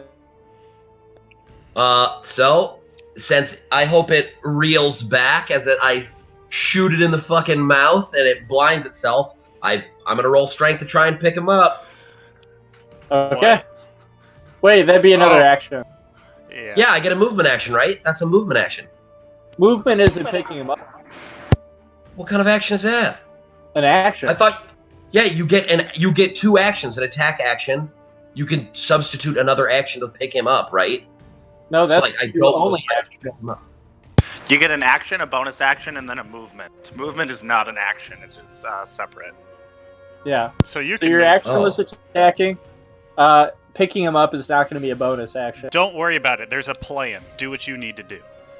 Yeah. All right, well, bye. Good. Smart. All right. All right. So next up is going to be Marwin then. If it makes you feel any better, it won't be able to see you to eat you alive, so that's good. All right, so I'm gonna move to right there, and then I'm going to once again send out a hand axe, sharpshooter. With advantage. Yep. The advantage is not going to hit him. Once again, it's just going to crack a crystal shard. All right. Then that will be my turn. Okay. You are 120 feet away. Are you building a campfire? 115. So let's go ahead and whip my horse back up to here, if you would. So I'm gonna have to Awesome. dash him up right there. Oh, should have done the both of us. There we. Oh, thank you. And nope, up one more. Okay. There we are. And I will. It's a object interaction to use the soapstone, right? It's not an action. Yes. All right. I would say. I think I made it a bonus action. Let me check. Bonus magic action. items. That sounds cool too. Whatever. Use a bonus action to crush the white. All right. I come up, and as I do, I toss the soapstone in front of Dawn's hoof of Cornix, Nice. and I crush it, and I say, "Time to enjoy that last fight." Hopefully, as he's materializing. Fucking love it. And Wait, is Cornix the fire mage? yes, No, don't do him. he's Absolutely. he's a Choose wizard. your best Pokemon wisely, bro. He's a pyromancer. I already shot him with a firebolt and it did half damage. Yeah, he can do a. Well, I guess I don't know his spells. Is he like You literally don't? only pyromancer? We don't know. Well, we do know he is a pyromancer, so I would assume he specializes in fire spells. Okay, so yeah, you're right. I don't have meta knowledge. I wouldn't, I'd think that he'd do other stuff. But you're right. Out comes I'm okay the with Easter. you choosing a different one. You saw me shoot a firebolt at him. I know. I was just hoping he had a different spell. But you're probably right that that's the majority of his spell list. So, the Eastern Warrior will pop up instead. Because you're right. Okay. The white soapstone smashes in a bright, blinding light, and you begin to see the ethereal spirit of the Eastern Swordsman appear before you. Alright, and then Hedges... Bro, I love this mechanic. This is going to be fun. is going to... with his... action, he's going to whip out the Staff of Chimes, and Nice. he's going to use Bless on the Eastern Warrior, on the crystallized man that has come out and assisted us, and Jarnafelt. And then I'm going to call out, heal yourself and create distance. Fall back into the wood, Jarnafelt. And I will end my turn there. Okay, so you give Jarnafelt, the Swordmaster, the Eastern Warrior, and then... And Marwin. All of them get Bless. What does Bless do? You can add 1d4 to any attack, saving, throw, or ability check for the next minute. Okay. Awesome. So yeah, then it would be Jarnafeld's turn. I'm going to stand up, and then I'm going to chug back a potion of greater healing. Actually, maybe does Cure Wounds or Potion of Greater Healing heal more? Greater healing. Greater healing. Okay. Or, I'm gonna chug the Greater Healing. How much? I don't remember. That's a bonus action, right? So. Yeah. It's actually technically an action to use a potion, and it'd be. I'm 40... okay with being a bonus action. Because we've been doing that for the Estus Flask, right? Yeah. Okay, yeah. And greater healing is 44 plus 4. Okay. Not bad. 17. No. And Can you lay a hands yourself still? Oh, sorry, I'm netting. I don't know. Can I? I can lay on hands myself, can't I? Of course, if it's a bonus action, then yeah, you still have your action available to lay on hands. Yep. Okay, I will do that. For 11, which takes me back to full health. Nice. And I can still move, right? Yep, half movement speed. Right. I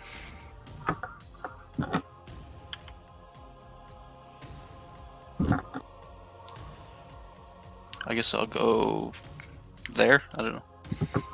Okay. And that's it. All right. Next up is the Eastern Swordsman. Completely silent and ethereally, he's going to wield his katana. Look back to Hedges, give a soft, stern smile and nod. And then let's see what he's going to do. Since his sole purpose now is to help you guys in combat, he is going to run into the forest, now gaining his freedom from your clutches. He's going to run forward towards the crystal lizard and make 2 Uchigatana attacks against him. I'm dying. He just bolts. I'm free You finally have released me from my tomb. Okay. All right, so he's going to slash, make 2 slashing attacks. Uchigatana. Let's see here. First one will hit. Second one will hit. My boy. All right. Oh, Slashing. he's got advantage. Can we see if he crits? Oh yeah, that'd be great. Let's. Ooh. No, just 2 regular hits. Okay, so the first attack is going to deal 7 slashing damage to him.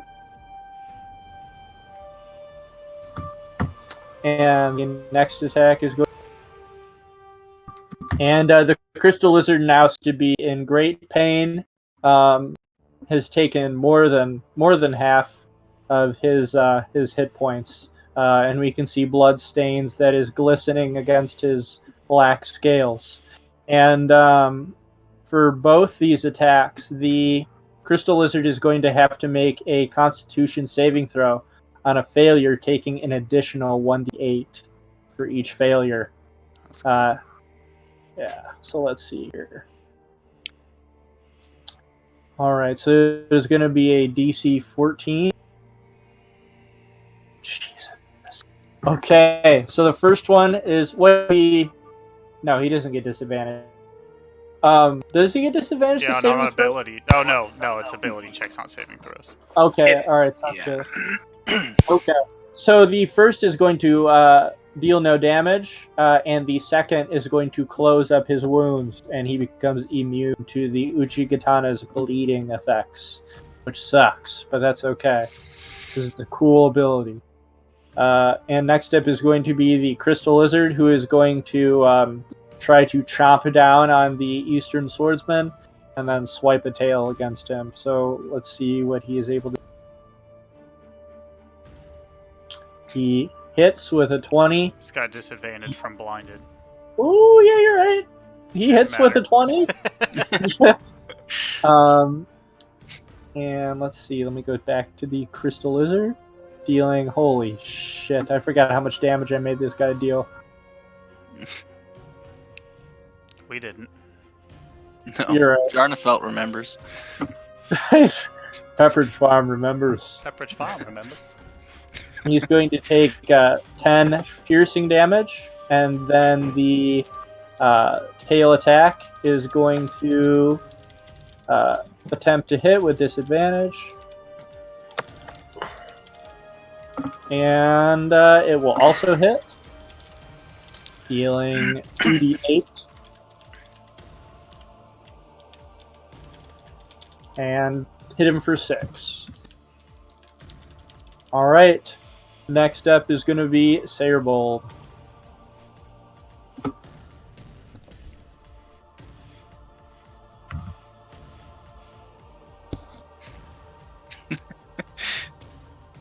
Sayorbald still there? Yeah, is it my turn? He said he left. He meant it. He's gone. Oh, yeah. No, I'm here. Yeah, I'm sorry. I didn't. No, you're good. Don't worry about it. You're good. Well, he's blinded. Does somebody need to get the fuck out of here? I'm good again. I'm back. Like to I said, full. he is Okay. below half health. Blood stains glistening on his scales. He's below half. These guys are empowered. I'm on a horse. Get to killing, baby. Okay, yeah, I'll just do the good old heavy crossbow. No reason to shake it up. All right, I guess I'll just yes. Holy fuck! Right through his fleshy throat. So by the way, I crit and then crit failed. Well, you still got it. All right, and then good shit. Wow. I fucking hate this so much. Did you know every time I've crit this entire campaign, I've got a 1 for my second roll for an attack? I'm not even joking. I've crit like 3-4 times, and the other attack has been like a 1 or a 2. I'm not mad about it. Like, that's the way it is. I'd rather do 13 damage than I would fucking 12, but it is definitely unfortunate. Okay, and then is there anything else you're gonna do? no, that's all I can really do. Okay, next. Unless the lizard wants to play chess, I could beat him at a chess game. Specifically dragon chess, was it? No, Oh, are you just talking about just regular chess? Okay. just straight up chess. Yeah, does he want to play chess? Well, considering he's got an intelligence 3, probably not. Technically capable of it. Go ahead, Marwa. All right, I'm going to go and kind of take cover behind this this tree here, and I'm going to once again let loose an axe, and I get to add a d4 to that. So 20 to hit. Okay, yep, you are able to hit him with that throwing axe. 16 damage. Holy fuck. Okay, he reels in pain, blood spilling out from his mouth, and he is very, very heavily injured. Ha! I knew I'd get him that time. Good. Is that all? Yeah, that's it. Okay. Next up is Hedges. This guy, the crystal lizard, seems to be cowering, walking backwards, trying to get out of this situation and shrieking. But I'm assuming you will not let him. Not this time.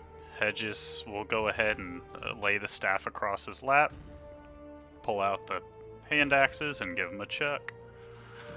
Alright, let's see if you can get him. Where am I? And on that first one, I'm going to go ahead and use my last maneuver for precision attack. I get to add 1d8 to the roll. I am okay with not being a shyster and just letting you know that hit. Okay, cool. Well, I guess I got to make the decision before. Yeah, okay, so cool. Yeah, I'm okay with that.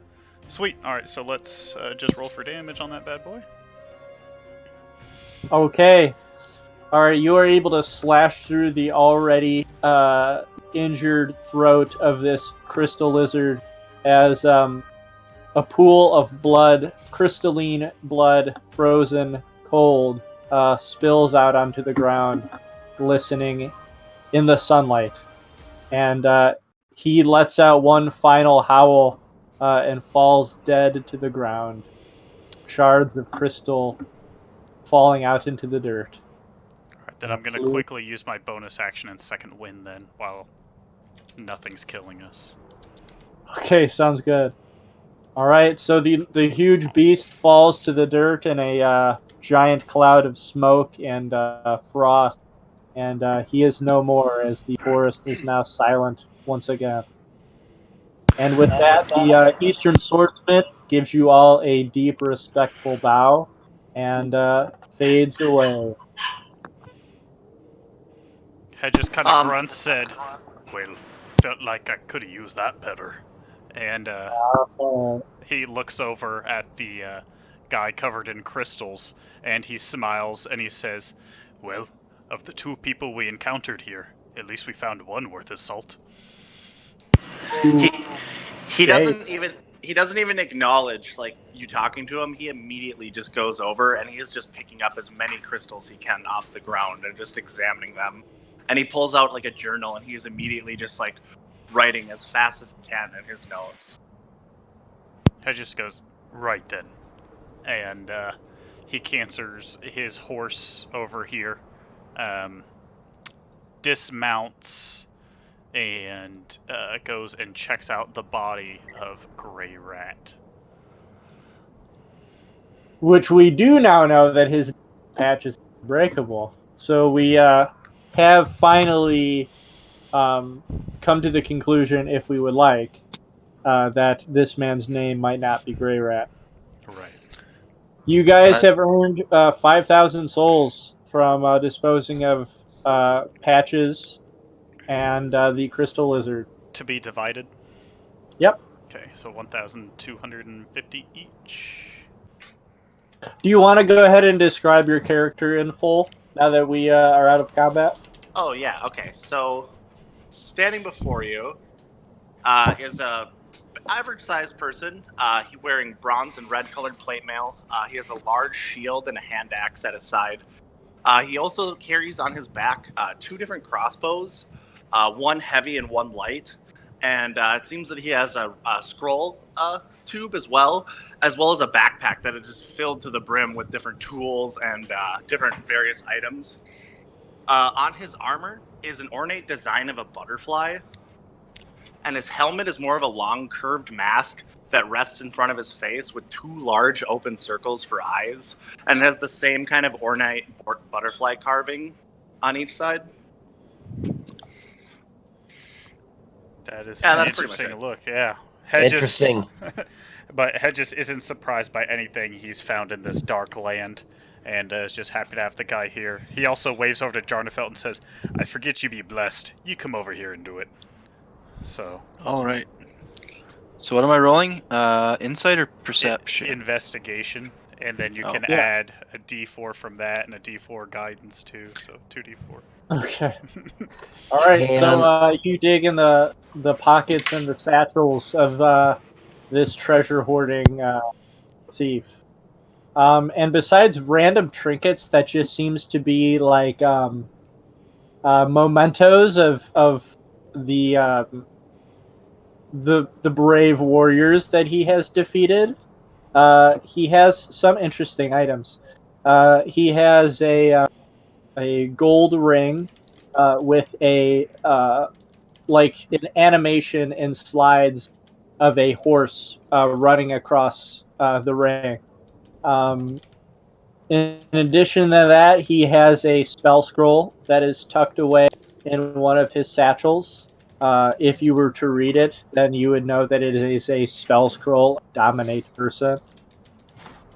And he also has a ring of protection against cold. Oh yeah, who fucking knew, shithead? All right. A horde running.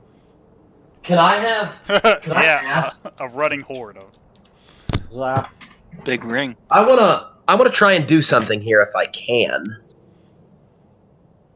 I don't know how shifty I can get.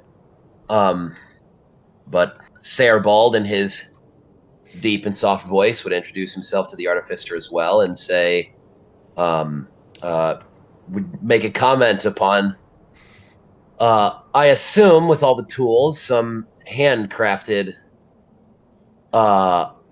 crossbows on himself. He is obviously a man who cares for the what would I use? The art of ranged combat. And I would ask if he could help me construct some arrows or bolts rather, from our fallen lizard friend here and the crystals on his back. Ooh.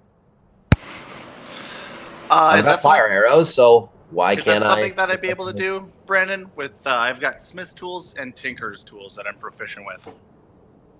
Let's see. I would say, with the amount of time that you need to tune something. And I just began crafting, and I said, certainly I would not be walking any longer if you three had not shown up. It is the least I can do. I'm very interested in the armor and the sigil and everything else. So I am not only waiting patiently, but I am curious to see what will happen in general. How you do your tricksy shit. Head just raises an eyebrow at him and says, "And I'm a bit curious as to how you ended up in that accursed place, especially with that little shyster." And he kicks the head of Patches's corpse. Yes, good. No respect for the dead. No respite for the dead. Yes, a foul one indeed, that man is. Although he was very beneficial in helping me find, and I kind of slap the lizard on its crystal back, and I just say, our friend here, I was hunting him for quite some time. And you got a thing for crystals, I see. Yes, I do indeed. While you guys were conversating, would anybody be interested in sort of figuring out what this strange spear does, if anything at all? I figured what would we roll for it? Very, very interesting. Hand it here. I have quite the knack for figuring out things and how they work. Hands it over. All right, and I'm gonna ritually cast Identify. Perfect. Okay, so you're able to identify this weapon that you're at, that I had not intended for you to learn yet. But that's totally cool, because you earned it. So let me go ahead and take out the modifiers that he got. So let's see. Okay, so I'm going to do the expend a charge to use his ability as well. So it has 3 charges on it. Let's see. Do I have to upgrade it before I can use it? Use the charges? No, it's not a boss weapon. Okay. So what happens is on your first turn, well, I would actually say it would be on your last attack. And I'll go ahead and edit it as needed. If the spear hits with an attack, you can expend a charge to sort of entice some sort of blood frenzy, where it makes an additional attack for each hit after that. So if you expend a charge on a hit, then the next hit incites another attack. And if that attack hits, it incites another attack until you don't hit. Can you only use that once per turn, or if you get extra attack, you get another chance to proc it? Yeah, that's pretty much what it does. It just keeps going until you don't hit anymore. It's unlimited. So, you use the ability once a day over and over again until you miss. It's like cleave. You cleave through all the enemies until you miss. You can't cleave anymore. Instead, you just attack the same enemy over and over again until you miss, and then it stops. Yeah, and it has to be the same target. Or it dies. Right, exactly. So I was really hoping that because if he wasn't blinded, and he would have had that assassination ability to get advantage. And just wreck Jarnefeld like 9 times. If you would just keep poking Jarnefeld until he died, yeah.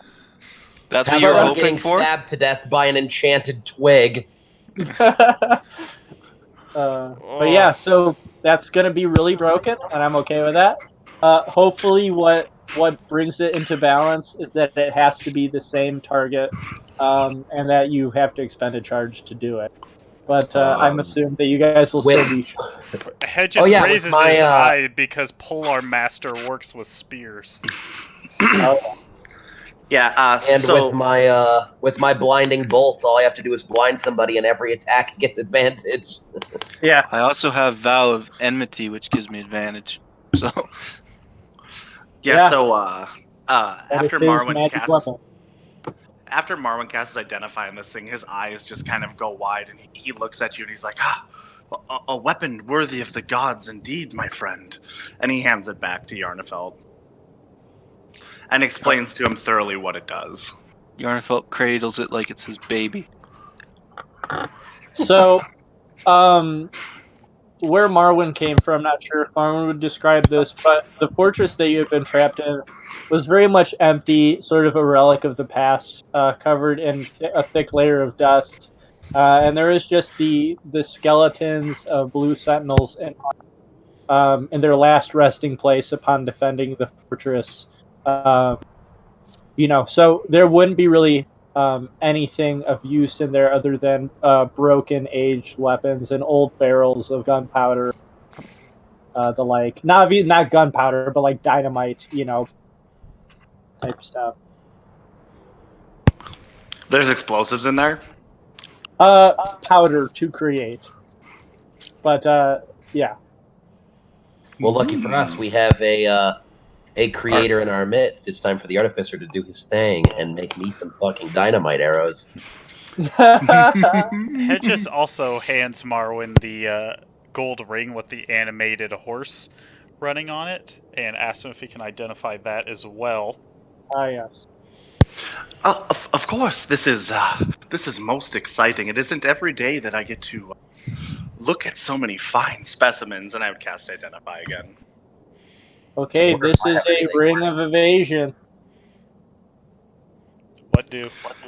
Yes, a simple piece. What it allows you to do is, if something targets you with something that would allow you to swiftly dash out of the way, it enables you to do so immediately.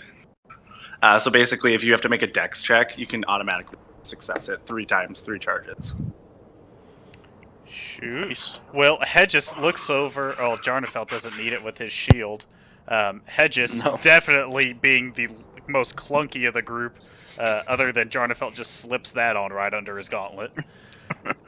And he holds up the ring of protection against cold, and he looks about at the two, doesn't offer it to Marwin since he just met the guy, and explains what it is and asks if either of them want it.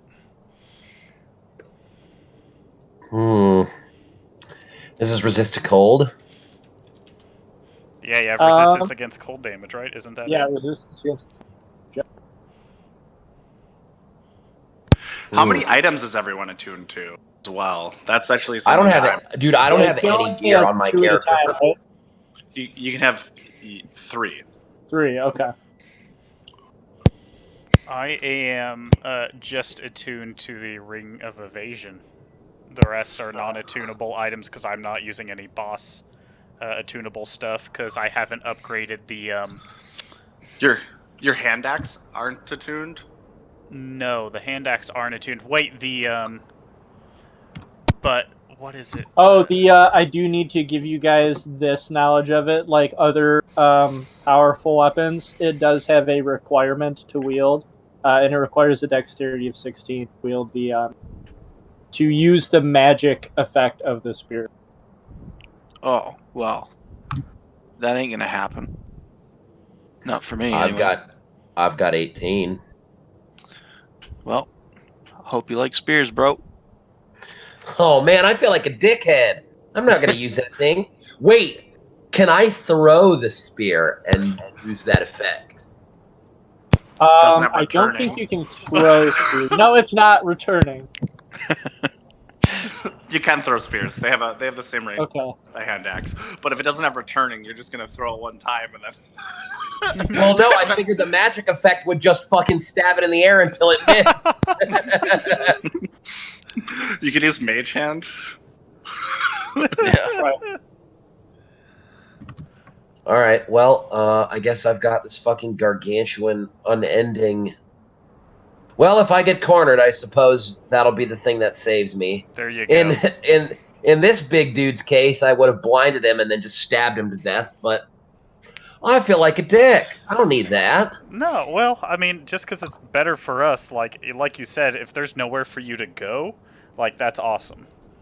And I can't use it. I imagine it's just a regular old spear. It's not +1 or anything. Yeah, it would have been sick for Hedges because he's polearm master, so he could have been able to use that 2 or 3 times. What is your dex? My dex is only 12, but like I can attack with the other end of the spear as a bonus action, so I could have used that twice around, which would have been juicy. But I thought it said. Where is it in magic items? Can I have a write up? I'm gonna give it, since it's not a boss weapon. The boss weapons are usually the really high requirements, so I think I'm just gonna give it a dex because I think that is a little. A dex Spear? what? I'm gonna Spear's be a honest, strength weapon too. This item better honestly only be that ability better be usable once a day. Okay, so I'm going to do... that would be fucking insane that every time you swing with it, you just get to hit until you miss. Yeah. That's insane. Well, everything else we have is 3 times a day, so if we're keeping... So I'm going to do... Yeah, once a day on a hit, you spend the charge to imbue the weapon eerie. You make an additional hit on the same targeted creature. Imagine if we end up fighting something that doesn't have a lot of armor class but has a fuck ton of health. Just give whoever uses it advantage, and they'll stab it to death. And that would until they eventually crit back. Yeah. What was the? I mean, you'd have to double crit fair with advantage, but. Right, exactly. It still sounds like a good Jarnfeld weapon if the dex has been removed. If we're only doing once a day, then. So I'm gonna do requires a strength and a dexterity of. Strength and or strength or? Strength and. A dex of what? 12. Well, I think that's more of a Hedges weapon than a Jarnfeld weapon. Yeah, no, and get rid of that shit from me. I mean, as cool as it would be to have it, I appreciate the offer, friends, but it is. I don't have any intention of putting any points in dex, so yeah. Does it require attunement? Yes. Yeah. What is Marwyn's dexterity? Oh, no, thank you. Hold on. Hold on. Alright, this is going to sound a little crazy. My warhorse has a dexterity of 12. Have him wield it with his mouth. Well, hey, dude, there's a wolf that carries a sword in this game. I'm just kind of thinking. Right. But I was wondering if Marwyn could fashion him like a headpiece and like make it like a charger antler on his head. Make fucking unicorn? Yeah. Unicorn of spear fury. Yeah. I'm just kind of wondering if that could be a thing. Yeah, but definitely not. Okay, yeah, you're right. Does it require attunement? Yes. Yeah, I just added it to unique. Okay, well, if it requires attunement, my winged knight thing requires attunement too, so I have that. Right. I want to keep one thing open for when I can do the halberd from Gundyr. So, can you unattune stuff? Yes. Yeah, but I mean, I'll definitely want Gundyr's halberd. I'll want this. I don't know, man. I just. What about Yumi? What's Yumi's stats? Oh yeah, Yumi would probably like that. Yumi who is this Yumi? And a strength of 11. Hedges just kind of looks and he says, "Well, it's a member of our party that is generally as effective as she was today." And he hops back up on his horse. That's mean. Jarnfeld says that. You said accurate incorrectly. That's not how you pronounce accurate. What? He said mean. It's not pronounced mean. It's pronounced inaccurate. It's pronounced accurate. Hedges just like smiles and scratches his beard and like waves into the trees somewhere where Yumi he thinks is. Yeah, Jarnfeld looks very depressed because now he doesn't have a spear or a Titanite scale. He's very sad. Oh no. So hey, dude, I know how you feel, man. I don't have anything either. I'd be okay with you crafting some fire bombs from the explosive black powder. Speaking of which, and Mike's gonna walk up to Yarnafelt, and like he's like actively just like shield, like kind of just like encircling him as he goes, and he's gonna be like, he pulls out his tinker tools and he starts like kind of wrenching on it, and I'm gonna give Arnefeld's armor the blessing of the forge. Which does? Makes it a +1. Oh, wow. And then I'm going to look over his shield, and I'm going to once again take my Tinker's tools to it, and I'm going to infuse his shield with enhanced defense, which it gives it a +1 to his armor class. Hedges smiles and he says, I like this one. Yeah, holy fuck. Yes. Screw here and a bit of twine here, and yes, this should work much nicer for you now. Jarnfeld inspects his armor and his shield, and then grabs what's your character's name again? Marwyn in a giant bear hug, like picks him up off the ground, and it's just like shaking him. All right, so if you're grabbing him, you would immediately protruding from his body. They're not real at all. Like your hand phases right through them. Okay. Jarnfeld does not notice. All right. Wait, hold on. What happens now? Easy now, big guy. What do you mean? I think you cut out a bit. His hand faces through what? Oh, the crystals that are all over body and armor. Okay, I see. They're not real. Ooh. Very interesting. Yeah, I'm gonna ask about that. I noticed. Jarnfeld puts him down. Yes, just a little trick of the eye. Kind of like reaches into his, and you just hear like a small click, and they all disappear. Ooh. Very interesting. Hedges says he likes crystals. I was actually using it to hopefully gain a stealthy advantage on our friend here. And he again points to the lizard laying down on the ground. But it would appear my armor was far too loud. It would appear so. Jarnefeld's over here just like thumping himself in the chest and hitting his shield. Like, yeah, this works good. So, go ahead.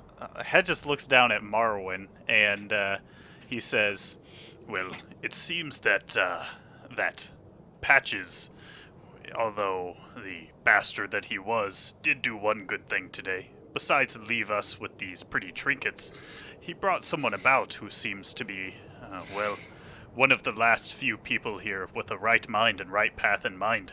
So, I'm not sure what your mission is, what you're doing. And hell, we're not sure what we are either. But if you need some company wherever you're going, well, we just might be keen to join you. So just sort of interrupt, but my armor is now like plate armor +1? Yep, you have a +1 plate armor and a +1 shield. Sweet, thanks, man. Yeah. Holy fuck, this son of a bitch got fucking loaded! My dude's running around with 22 armor class. And a gigantic fucking Giga Spear. No, I had to give that up. You're gonna... Oh, did you? I'm holding on to it. I didn't attune to it. I'm probably going to give it to Yumi. But yeah, and then you're going to Shield of Faith for 24 armor class. Yeah. So Go ahead. Oh, go ahead. Oh, I was going to say, so upon the request to kind of travel alongside you guys. He lifts his mask up, and you see it's just a normal human, obviously undead, with a short brown goatee and long brown hair. And he says, "And where exactly are you traveling to, if you don't mind me asking?" Well, Hedges looks around at the rest of his party, and he says, "That's just something that we were deciding together. Perhaps if you have a feeling one way or the other, it might help us decide on a direction to go." We're at 9:30 now. Do we want to? Yeah. So what I'd like to do is, instead of giving you guys a sort of cliffhanger, I think at the beginning of next session, since we've never really all spoken about like our feelings on the world and the direction we want to head and sort of the purpose that we have in mind, I'd like if, like, while we're on our journey through the forest, for us to at least like have an opportunity to sort of figure all that stuff out. So at the beginning of next session, we'll sort of like figure out for ourselves what it is, our purposes, and what our words, and then go from there. Yeah, so thanks guys for playing, and it was a fun combat. We got to kill Patches. I think we should get a level for offing Patches. You're not gonna level up big ass beast because there's gonna be a fucking ton of. Where's the last? When was the last time we leveled? I can't even remember. It's been so long. It was. I think Enith was around the last time we leveled. Yeah. Enith was around the last time. Bro. Yeah, it was. Bro. It was bored. And that happened. Well, let me go ahead and check bosses and BCs as to what date I posted that. That was April 6th, I think. We actually leveled the session before board. Yeah. Oh yeah. So that you guys can not die to him. Just gonna say, the Crystal Lizard and Patches were a harder fight than Vort was. They were. You're correct. So it's been 4 sessions since then? No. It's because we had Vort, we had the one traveling to the town, the one finishing up the town, and then this one. It's been 3. Because Vort was the same as traveling town. That was being in the town and encountering the invaders. And the session after that was killing the invaders. We had this session, so it's been 3. Probably. But don't worry, we're having another one. But yeah, there's gonna be plenty of big beasts to defeat that won't innately grant a level. But yeah, I'll make sure that even if it's not a boss, you guys aren't waiting a shit ton of sessions to level. Cool.